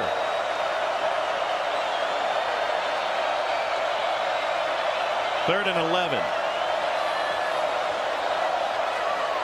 Rodgers caught, and a first down to Xavier Thomas. At his first career start at wide receiver last week against LSU. Boy, and this is such a good adjustment. Great ball by Will Rogers, but such a tough adjustment. Expecting that ball over the top. Rodgers, knowing the safety's in the middle of the field, decides to put it right on him. Will Rogers is back to the Will Rogers of old in a new offense. He's thrown for 364 yards so far. Has time, and he'll add to that tally thanks to Woody Marks. To that point, Cole said it earlier about confidence. Like, when I watched the ball come out of Will Rogers' hands tonight, it's got more zip on it. I mean, watching film earlier this season, I'm like, man, is he playing through something? I mean, the ball just didn't have the right pop. Right? When you're not confident in what you're seeing or where your guys are going to be, you're not able to rip it, put velocity on it. I'm seeing a dude that is playing lights out. He's in the zone, and he is putting a lot more velocity on these throws because he's trusting where his guys are going to be. State's averaging better than 9 yards a play tonight. And is right at the stick. And they're going to spot it for a first down to Woody Marks. Cole? Jordan, you mentioned confidence with the quarterback position. On our radio show, McElroy and Kubick in the morning this week, I was asking Greg McElroy about that and said it feels like Will Rogers doesn't have the same velocity that he did a year ago. And we kind of went back and forth. He said, you know where the majority of velocity comes from throwing the football? Confidence. And it's something that I, as a non-quarterback, would never thought about. But as you stated before, it can make a big difference. No doubt. That's a good show. I'm more of a three-man front guy myself, though. Fresh set of downs for State. Here's Marks. Patient. And he finds his way through. And patience is something that we talk with Woody Marks about, waiting for the lanes to develop.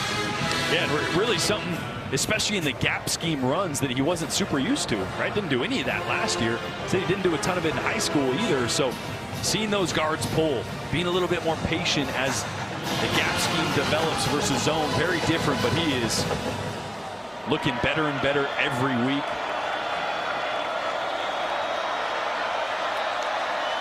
On 2nd and 6, Rodgers surveys, and he's going to scramble, and he gets forward for the first down. The ball came out. It's still loose, and South Carolina thinks they've got it back. Emmanwori is on the field, and looked like he got it, but it's going to turn into a wrestling match down there.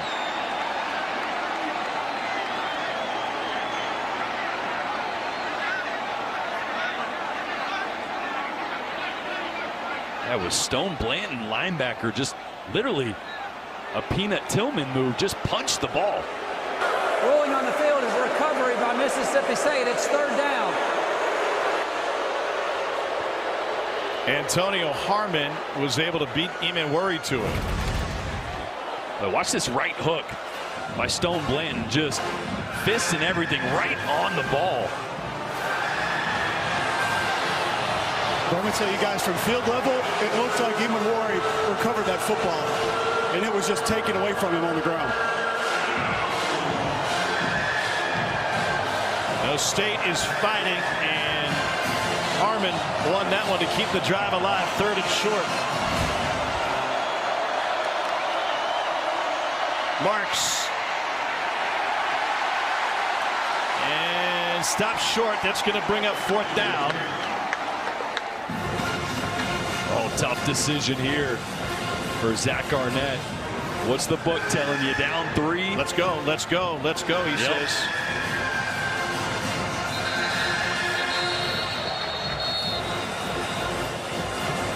There's an injured Bulldog at the line of scrimmage. That's Woody Marks holding his left ankle. That might impact the decision. No doubt that will impact a lot of things. If Woody Marks, their leading running back, who's 4th in the country now with 40 consecutive games with a catch, has to leave this game. On the tackle, Nick Barrett landed on his ankle. And now Mississippi State's going to keep the offense on the field for 4th down. Jeffrey Pittman is in a running back.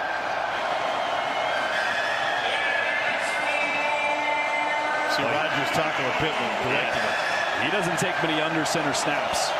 Something to keep in mind here if they try to sneak it. They're trying to get South Carolina to jump. Yeah. Gamecocks not falling for it. And now he's back under, still nothing. So they'll take the delay of game and line up for a game-tying field goal. Delay game on the offense. Same play that South Carolina 4th down. got Mississippi State to fall for earlier this game in the first half to get a 1st down. But the Gamecocks held their water. So now the question becomes, with 2 minutes left in the 3rd quarter, how different will Mississippi State look offensively if Woody Marks can't return? Here's Kyle Ferry. 23-yard attempt for Ferry. And a 49-yarder to close the half. Marks only watching. And that's good. 2 minutes to go in the 3rd quarter. We're tied at 27 to the studio. Here's Dari. All right, guys, how about this? We showed you Arkansas tie up LSU. Look at this throw and catch. Jaden Daniels to Malik Neighbors. Corner of the end zone. Gets the foot in bounds. 31-24, but to nobody's surprise anymore, the Hogs are driving in Tiger territory. Wow. And Marks seeing more attention. You see they've taped up that left ankle. And spatted it up a little bit. That's a good sign, at least. Try to loosen it up. We've got a little bit of time to get them loose and see if they can test it. That was a 9-play, 39-yard drive that came after the fumble recovery, and they survived their own fumble. Leggett back to receive.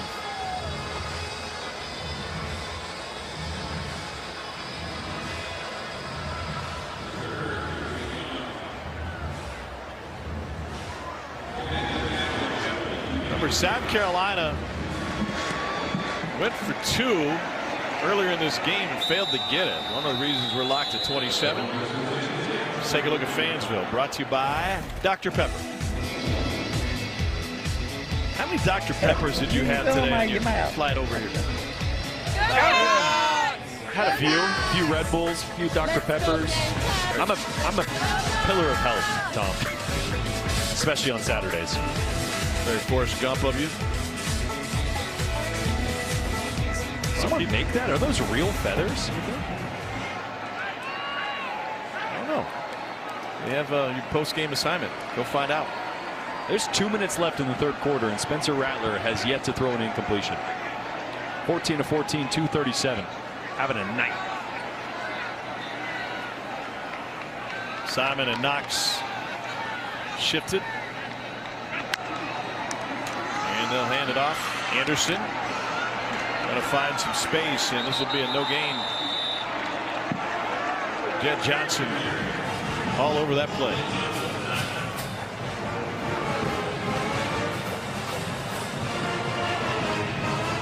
But so far, the right side of the South Carolina offensive line kind of opened up the competition this week. Has held up pretty good. Wanamaker in there at right tackle instead of Fugar. 4-man rush. Rattler remains perfect on a strike to Trey Knox. Boy, an on cue. Look at the pocket that Rattler has to throw. You see Wanamaker right tackle. Great job in protection there. Doesn't get any better than that. It's a sight that Gamecock fans are loving to see right now. And they're going to balance it out with another run for Anderson. You mentioned kind of both ends, the confidence for each quarterback. And Spencer Rattler, who came in to college first at Oklahoma under Lincoln Riley with all the accolades you could think of. His Big 12 co-newcomer year, his freshman year, after coming out as the #1 quarterback in the class of 19, lost the job at Oklahoma, ends up here. A little toss, that'll be another pass. Xavier Legette to the edge. He's got a first down. Rattler 16 for 16. That one for 17 yards for number 17. And what do? Just find ways to get the ball in 17's hand, right? We've seen it on a shallow cross that he took for a big touchdown. We've seen him go deep down the left side on one-on-one coverage, and now just get him the ball in space. Something good's going to happen when 17's got the ball. Rattler's going to take his perfection into the fourth quarter. What has been a dandy of a game tonight in a high-scoring run. Mississippi State 27, South Carolina 27. For the best in-game interview you've ever heard moments ago, Zach Arnett with Cole. Coach Arnett, I know you're proud of the way your guys have battled, come back in this game. You got a tie game heading into the fourth quarter. What's your message to your team on how to finish this and get a W? Yeah, we're going to see who wants it more, right? It's big-time SEC football. Someone's going to have to make a play. Either we're going to make one or they're going to make one, but that's football. So, heck of an environment to be in. How do we get an incompletion for Spencer Rattler? Yeah. Maybe he'll debt the turf once for us, yeah. Thanks, Coach. His defense has only forced 6 incompletions over the last 2 games, only 4 from starters. Remember Jane Daniels with 30 of 34 last week. The SEC record for consecutive completions. Offense, number 78. 5-yard belongs penalty. to T. Martin in the national championship season in '98. He completed 24 straight. Connor Shaw had 20 consecutive in a Carolina game against Missouri. You know what you just did, right? Yep. Okay. Just so we're all aware. You want to apologize to Gamecock fans now, or after going on my limb, and I'll hold it. 1st and 15. Sidearms one. That protects me, and Mario Anderson dances. And what a weapon Mario Anderson has turned into. And this is coming out party tonight. Boy, that's such a good job by Spencer. A little hobbled there, but one of the challenges from Dow Loggins was to be fearless in the pocket. Step up, take a hit if you have to, but keep delivering the football. Rattler keeps it, and even with a little hitch in his giddy up, he's going to stretch him out. And he scrambles inside the 10. Braking power may not be the same as it was, but the acceleration got him 28. Boy, just once again, the perfect play call. Mississippi State brings a safety down to that zone read side, so they have no second-level defenders. And Rattler, you mentioned it, little hobbled, but just nobody there. Longest career run for Spencer Rattler.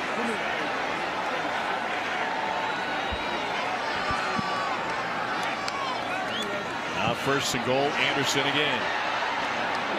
Cut right back into a tackle by Sean Preston Jr. He's making the most of the only half he's eligible tonight. Preston has been all over the place.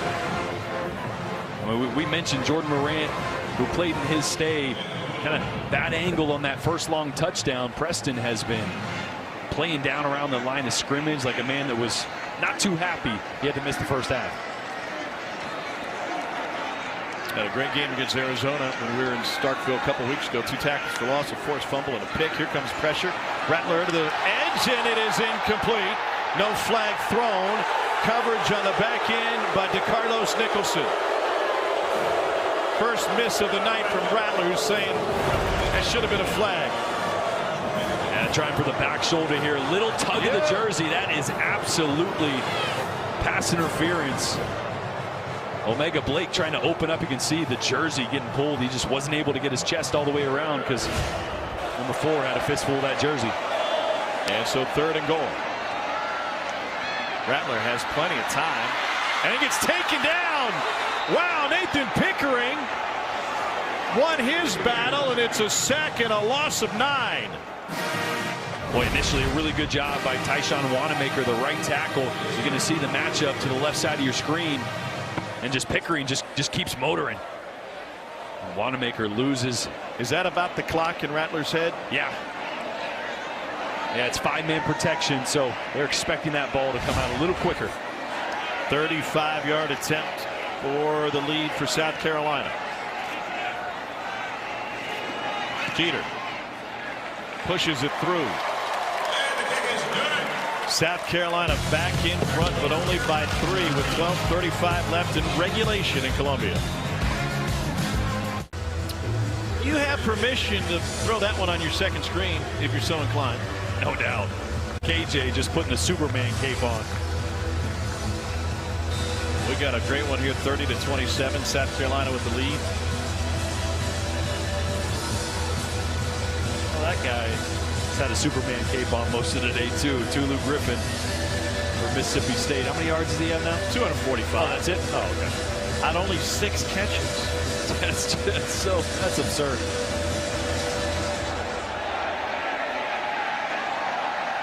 No return here. Will Rogers is coming off of the worst game of his college career. No touchdowns, sacked 4 times through 11 of 28. Now he's back to the Will Rogers of old. Now 3rd in SEC history in career pass yards, trailing only Aaron Murray and Drew Lock. Tonight he passed Peyton, Chris Leak, and David Green. Not bad, huh? Now, and here's a guy who grew up in the footprint. He loves SEC football. He knows what it means to have those names both behind him and in front of him, and appreciates the history and tradition of this conference. Woody Marks back in the game, and Marks takes it on 1st down and picks up 5. He might need help getting up, but he didn't need any help on the run. That's a great sign for State. Yeah, one of the hardest things about getting spatted after an ankle injury is just not even because the swelling is so stiff, but just your shoe. There's so much tape. It's so stiff, tough to cut on, but looked pretty good on that run there. On 2nd and 4, they swing it out to Tulu Griffin, and he's got a 1st down. And they just can't tackle the guy. Can't cover him, and they can't tackle him. Goes for 11. Jeez. 1, 2, 3 missed tackles here. Watch this. Little slip screen, get him in space. 1, 2, 3. 4th guy finally finally gets him. Have a day, kid. What's going on? He can do it with 1 shoe. Sure, why not? What's the big deal? Rogers going play action, steps up, got hit, ball came out. Arm moving forward. It was scooped up by South Carolina, and a chance for a return if it's a fumble. And they're going to take a long look at this one, but Judge Collier ended up with it in his hands.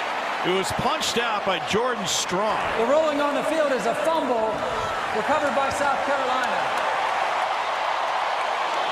And they went back to that same play-action play that Tulu had scored on 2 or 3 times tonight already. But Tulu just went to the sideline, and look at that. The hand from Strand. Well, let's see it.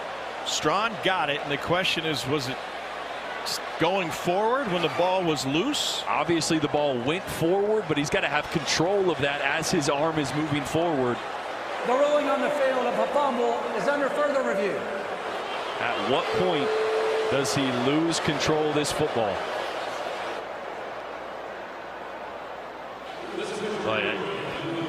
It looked like it was as it was being cocked. Right.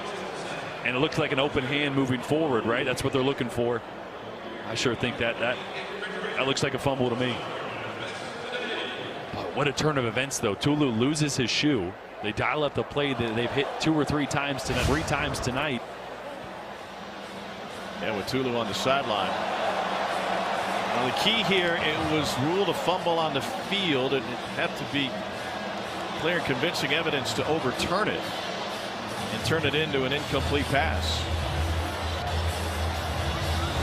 99% of these turn out to be incomplete passes when the ball gets projected forward like that.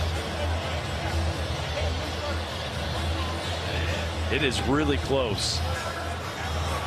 That ball kind of spins in his hand a little bit before he loses complete control, but still, it just sure looks. Now, the definition, what they're looking for is the hand coming forward with or without control. So the control is less of an issue than we were first looking at it. And by that definition that we just got from the After replay, review, the ruling on the field stands. Yeah. And so South Carolina with the takeaway, and Judge Collier ends up with it.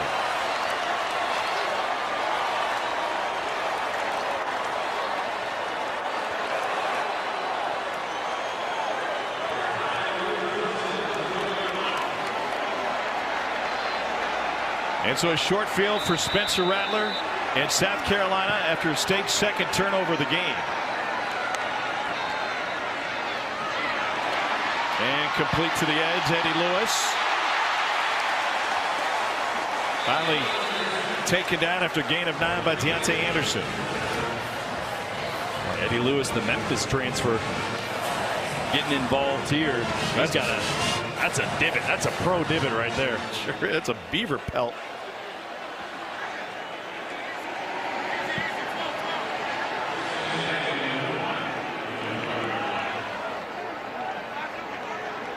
Second and short.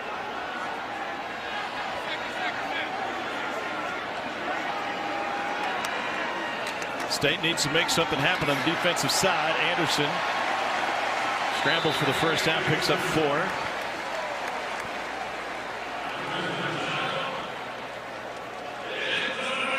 This guy's showing some heart tonight.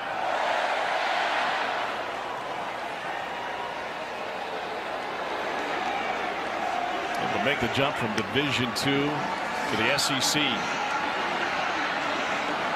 And at the line of scrimmage, no gain. Offensive line has been much improved too. We came into this game saying they have not been good, haven't been able to run the football, haven't protected Spencer Rattler well. They've been pretty good at both those tonight. Much improved as they shake around the right side of that offensive line, with Tayshawn Wanamaker getting the start at right tackle.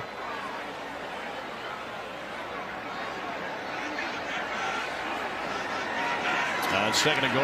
Anderson again slips through the first, barrels through the second, pushes to the goal line. Touchdown! Mario Anderson and South Carolina.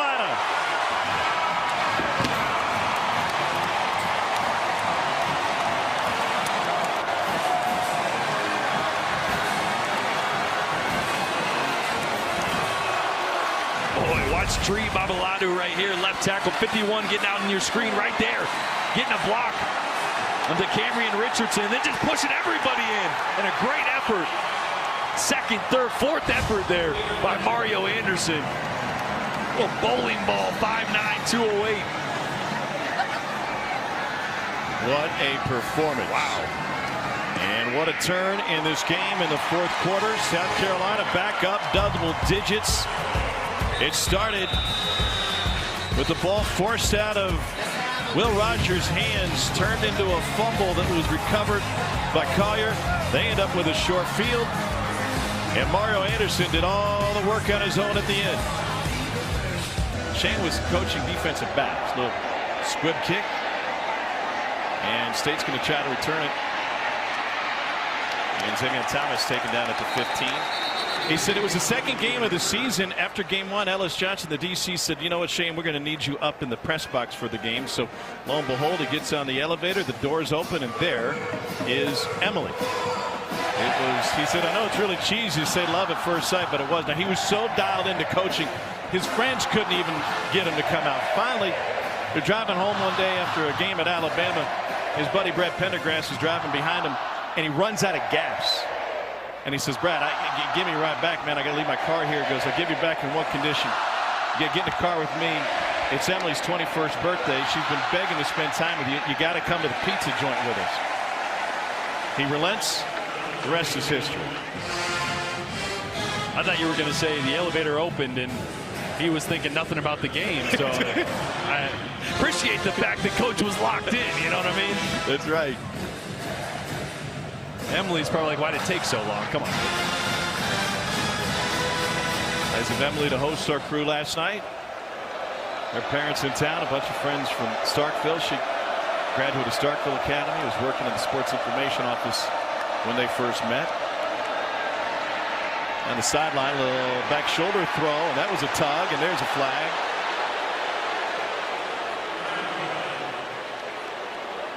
And they'll get Marcellus Dial. And Dial's been in great position most of the night. Pass interference on the defense, number 6, 15-yard penalty, first down. This time just a little too much contact up on that right shoulder pad. It's a good throw and a good thought by Will Rogers, trying to fit in a back shoulder throw right there. Again, we started the night talking about how these receivers really hadn't been on the same page with Will Rogers. I don't feel that's been the case tonight. Obviously on the deep shots, but even the throws like that, the back shoulders, the timing of it, where the ball is, they've been dialed in. With pressure from the edge, they try to run it, and Taka Hemingway there for the stop. And nowhere to go for Jeffrey Pittman.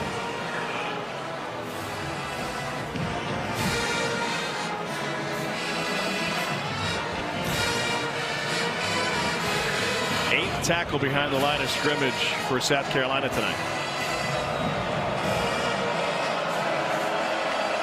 On 2nd and 12. 3-man rush. And they're able to get it to Pittman out of the backfield.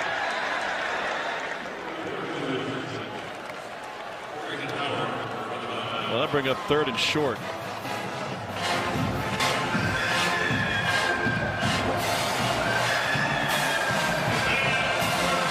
Third and 3. No Woody Marks. All right, so that probably changes how you think about some of these short yardage situations here in the 4th quarter.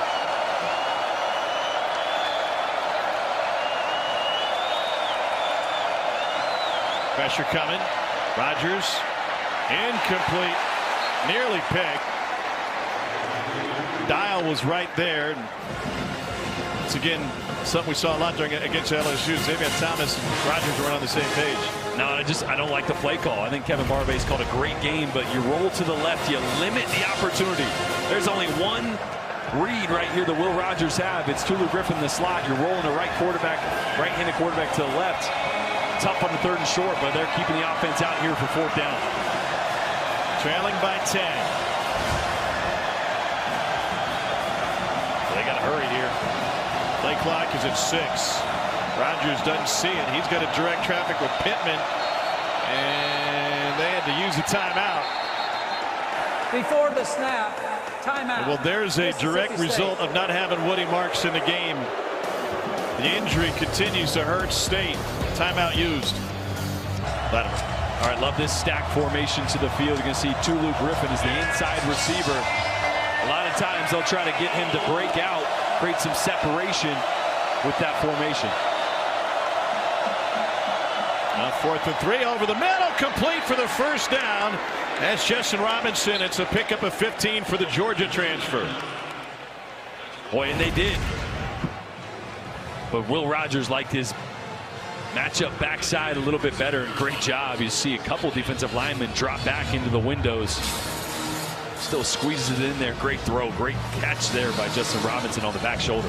Rogers threw for a career high 450 against Memphis last year on 50 completions. He's at 410 already and only 23 completions.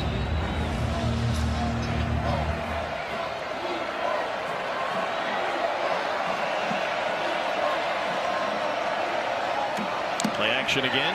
Steps up. Can't get out of the pocket. A sack by Alex Huntley and a loss of 6.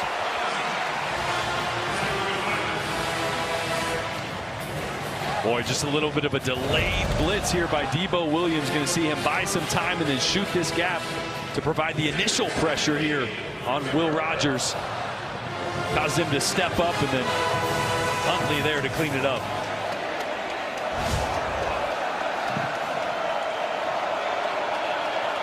Second and long. Rogers batted away, incomplete. Huntley got his hand on that one, and it's a 3rd tonight for the South Carolina defense. And in the flex, that dude should be wrestling at Historic Davis Arena, a little wrestler's flex. Yeah, trying to get the ball to Tulu Griffin once again. And a massive third down here. Down 10. 6:50 left here in the fourth quarter. Fourth PBU tonight. Third and Sumter to go. 5-man rush. Rodgers crossing route, and Antonio Harmon gets brought down after gain of 9. 10-point deficit, 6:37 and rolling. Offense stays on the field. Yeah, good job there of just trying to get half of it. Put yourself in a better situation on fourth down, which obviously they were planning to go for it anyway. Still no Woody Marks. Jeffrey Pittman is the running back.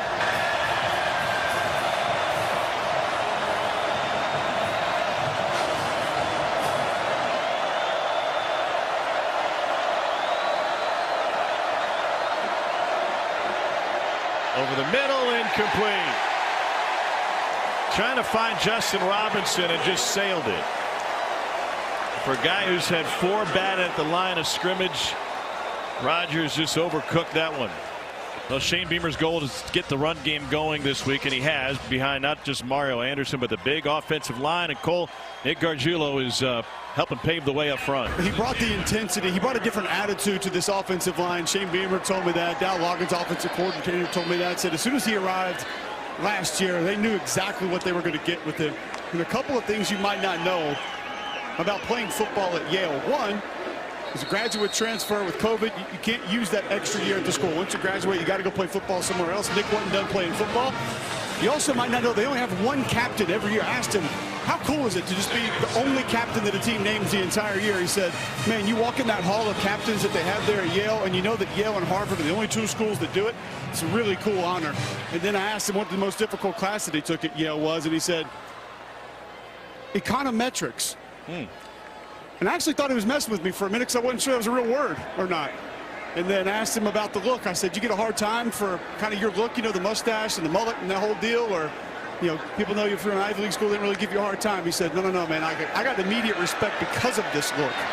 Rattler just off the mark that time trying to find Knox. Yeah, his double major when he graduated from Yale, econ and poli-sci. It's really, as you mentioned, you only have 4 years to play at an Ivy League school. Everybody else got an extra year because COVID. Everybody else uses red shirts. He's one of 54 Power 5 transfers that have come out of the Ivy League since the COVID year of 2020. And South Carolina, obviously familiar with it. They had Dante Miller, running back out of Columbia. So they're used to getting in that portal and finding an Ivy League guy. But what's not normal, third down for Rattler. And they're going to take him down. Got him behind the line of scrimmage. Bookie Watson with the sack. And State saying they got the football. I didn't see that happen. Watson had it in his hands when he got up. This crew is talking about it. The ruling on the field, the player was down before the ball came out. It's 4th down. Boy, and this is one of those times I think Rattler got a little spooked by the pressure. Mario Anderson actually does a great job picking up the block, but he scrambles, and this is what they were looking at right here. Watch the left knee. Look down. Tough to see where the ball was there on that look.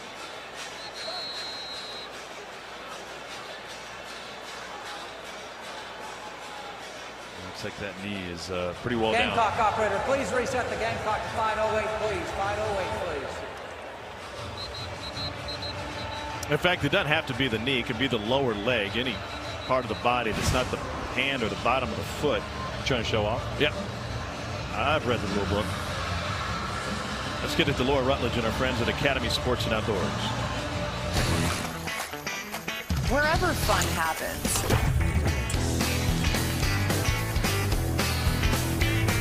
Academy Sports and Outdoors is there. Great game here tonight between South Carolina and Mississippi State.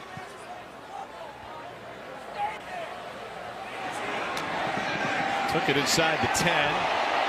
Damian Thomas, there's a flag down. That is a long run for about a 10-yard return after a 47-yard punt.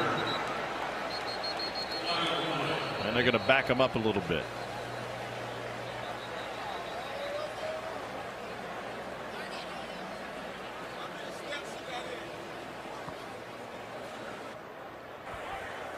Holding return team number 3.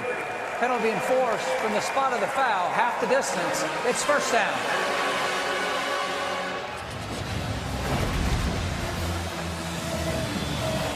That holding call right there, number 3. Cameron Richardson. Well, you always throw your hands up after. No. What do you mean? Yeah, what me? That kind of makes you look more guilty. I think so too. It just brings attention to you. But he marks back on the field. Got injured with 2:03 left in the third quarter. Came back for a series, but has been splitting time with Pittman.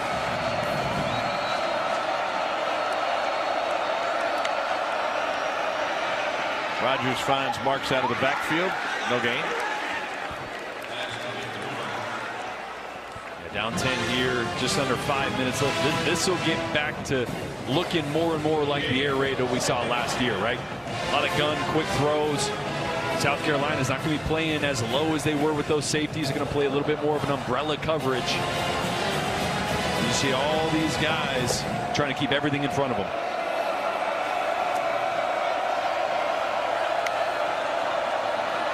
Rodgers over the middle, and it's caught for a first down by Justin Robinson.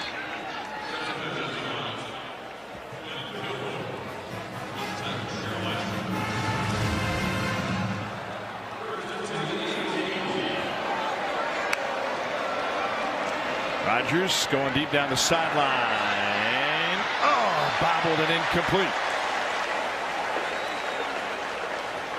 Wow, great opportunity there for Jordan Mosley. One-on-one coverage. Just Dial, I think, just got his hand in there the last minute right there to affect the right arm of Mosley and throw his timing off a little bit. Big opportunity, big play there by Dial. Crazy night in college football. Ohio State just walked off Notre Dame, scoring on the final play of the game to win 16-14 at South Bend. Rodgers over the middle. Here's Xavier Thomas. 5-yard gain. Ohio State was a yard away from its first loss of the season. Instead, and the Irish there first. 3:45 and rolling here. State down 10. Looking for a comeback. Rodgers wide open. Caught down the sideline by Robinson. How did they lose him? It goes for 29 yards. Well, that's what happens when Tulu Griffin is lining up on the inside. It's not like that corner. He's like, oh, I think you're going to throw it to 5 short and just sitting in cover 2, but never rerouting the outside receiver. Got to do that first. It's now a career high 470 yards for Will Rogers. And he's going deep again. Got a man again. And incomplete. Mosley couldn't haul it in. Boy, again and again, this Mississippi State team is getting behind defenders, and that ball just a little short from Rodgers. A little bit more air on that one. Would have been a surefire touchdown from Mosley. On 2nd and 10. Rodgers batted and nearly intercepted. Dial batted it towards Debo Williams. Debo's a pretty popular name around these parts. I'm surprised that this South Carolina secondary continues to get their eyes in the backfield, let Mississippi State receivers behind them. And nearly a game-ending almost interception there off a deflection. 3rd down 10.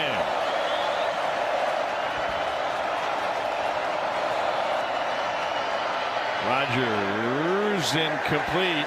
Got hit as he threw. Mosley was the nearest receiver. Now 4th and 10.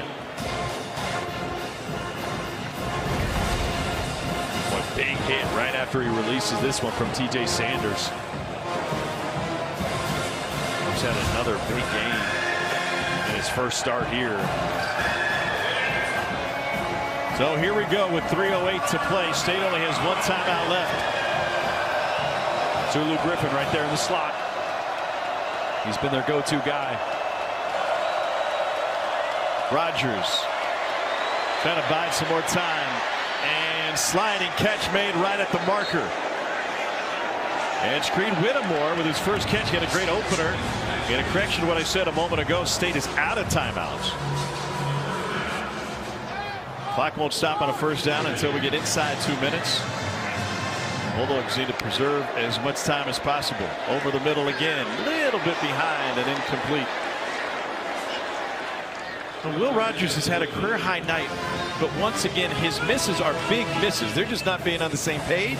Or is it mechanics? That one there, Will Rogers was trying to hit his receiver on the first step out of that break. Receiver didn't even have his head around yet. So timing, you can tell, just timing on certain concepts is still a little off, but for the most part, can't argue he's been on the money tonight. Ferry's already banged a long kick. Did that to close the first half. Here's Whittemore again. Whittemore had 57 yards through the air and a 33-yard touchdown in game 1 of the season for the freshman at Buchholz High School in Gainesville, where he was a high school quarterback. On third down, into traffic and incomplete. Looked like Griffin wasn't happy that Robertson was in the same spot. Go for it on fourth again. No, they bring out the kicking team. Yeah, Robertson's got to get out of the way there. He's got to be on a clear out, right? You're trying to hit a quick out to the slot. So you're on a mandatory outside release there if you're that wide receiver. You can't give a move in man-to-man coverage, and that's why the timing was off there. So here's Kyle Ferry. The 47-yard attempt. Already made from 49. This one has enough, and Mississippi State gets 3 on the board with 2:13 remaining.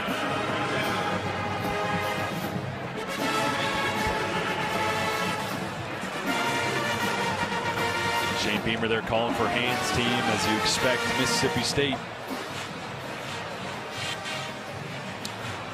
Oh, Hall of Fame dad, Buddy Bruce, works with the Virginia Tech basketball team. Pretty good when you got a statue up on your campus, isn't it? Yeah. Nearly 30 years as a head coach at Virginia Tech.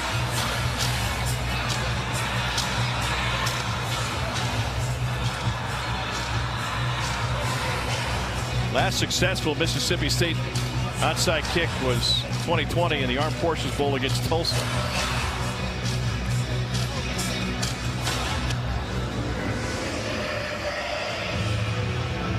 Nick Barmira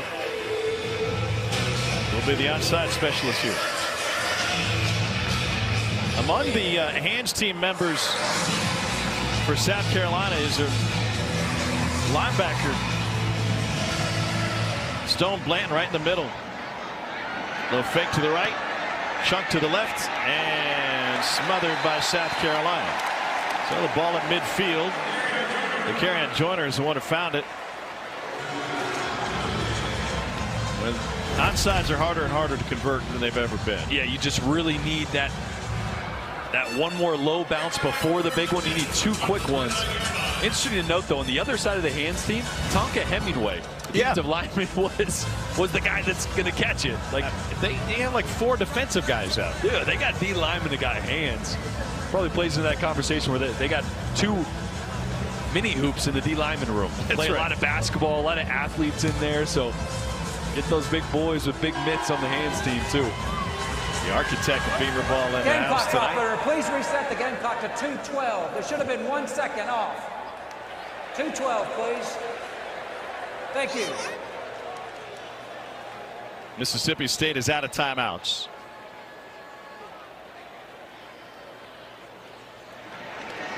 Rattler going to buy some time and then take the knee, and he took a shot.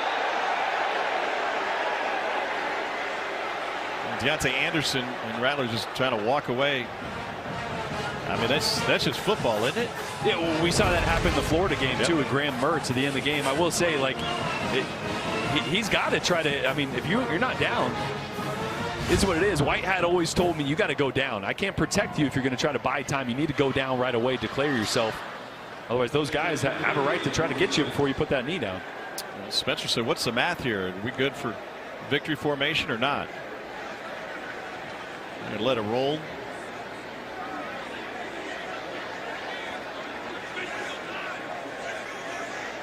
That led to a couple suspensions after that end of that Tennessee-Florida game. For 10 years, ESPN has supported the College Football Playoff Foundation, bringing the college football community together during Extra Yard for Teachers Week to celebrate and honor great teachers. Since its inception, the CFP Foundation has recognized over 500 million educators. For more, follow @CFP Extra Yard. Let's take a tour around the Southeastern Conference. What a day of football. Texas A&M lost their starting quarterback Connor Wegman. Max Johnson was impressive off the bench. Remember, he had a walk-off winner for LSU against A&M a couple years ago. Joe Milton went wild. Tennessee put 45 on the board. He threw for 2 touchdowns, had an 81-yard touchdown run on the first play of the game. Ole Miss put a scare in Bama, but a blocked punt and execution by Jalen Milroe helped Alabama pull it off. And LSU was able to survive a scare against Arkansas. What do you think? What a statement by Alabama, right? All the questions on offense, the quarterback controversy, questioning the effort, and they come out and dominate a team that was red hot in Ole Miss. And their defense had 5 sacks and 10 tackles for loss. Buy some more time, and they'll whistle it. Yeah, they're just trying to milk a couple extra seconds per snap here to get that clock right. Cole, what stood out to you today in the league? I agree with Jordan. I think Alabama, we learned that's a defense you're going to be able to lean on. Ole Miss had a lot of weapons back. Caden Priest-Corn played in that game. Sakari Franklin played in that game. So, you know, they were stronger as far as personnel goes offensively than they've been in a while. I think Arkansas, too, I know it's a loss, but a lot of people thought that was going to be a blowout. They showed you they're going to be able to be competitive with KJ Jefferson, what he's going to be able to do throughout the course of the year. In Tennessee, not done just yet. A lot of people said after that performance last week they weren't going to be able to find their offense, and obviously Joe Milton would still get it done. Against South Carolina next Saturday night. By the way, Mississippi State showed a lot tonight. And in this game, Will Rogers with the 3rd best passing performance in history behind KJ Costello in 2020, early in the Pirates' career, and then as a State's head coach, and Dak Prescott threw for 508 in 2015. And Rogers tonight 487 with 1 touchdown and 1 pick. Spencer Rattler 18 of 20 for 288. And one of those should have been a PI call. That's right. He really only had 1 true incompletion tonight. Just crazy night for Spencer Rattler. He is playing at another level in this Dow Loggins system that is really just allowing him to play fast, play simple, and they're going to be scary the rest of the season. Carolina's won for the 8th time in 9 games against Mississippi State. 2 programs that saw each other regularly early, but not much lately. Well, big win for Shane Beamer in South Carolina with his dad on the field tonight. He's saying about Cole.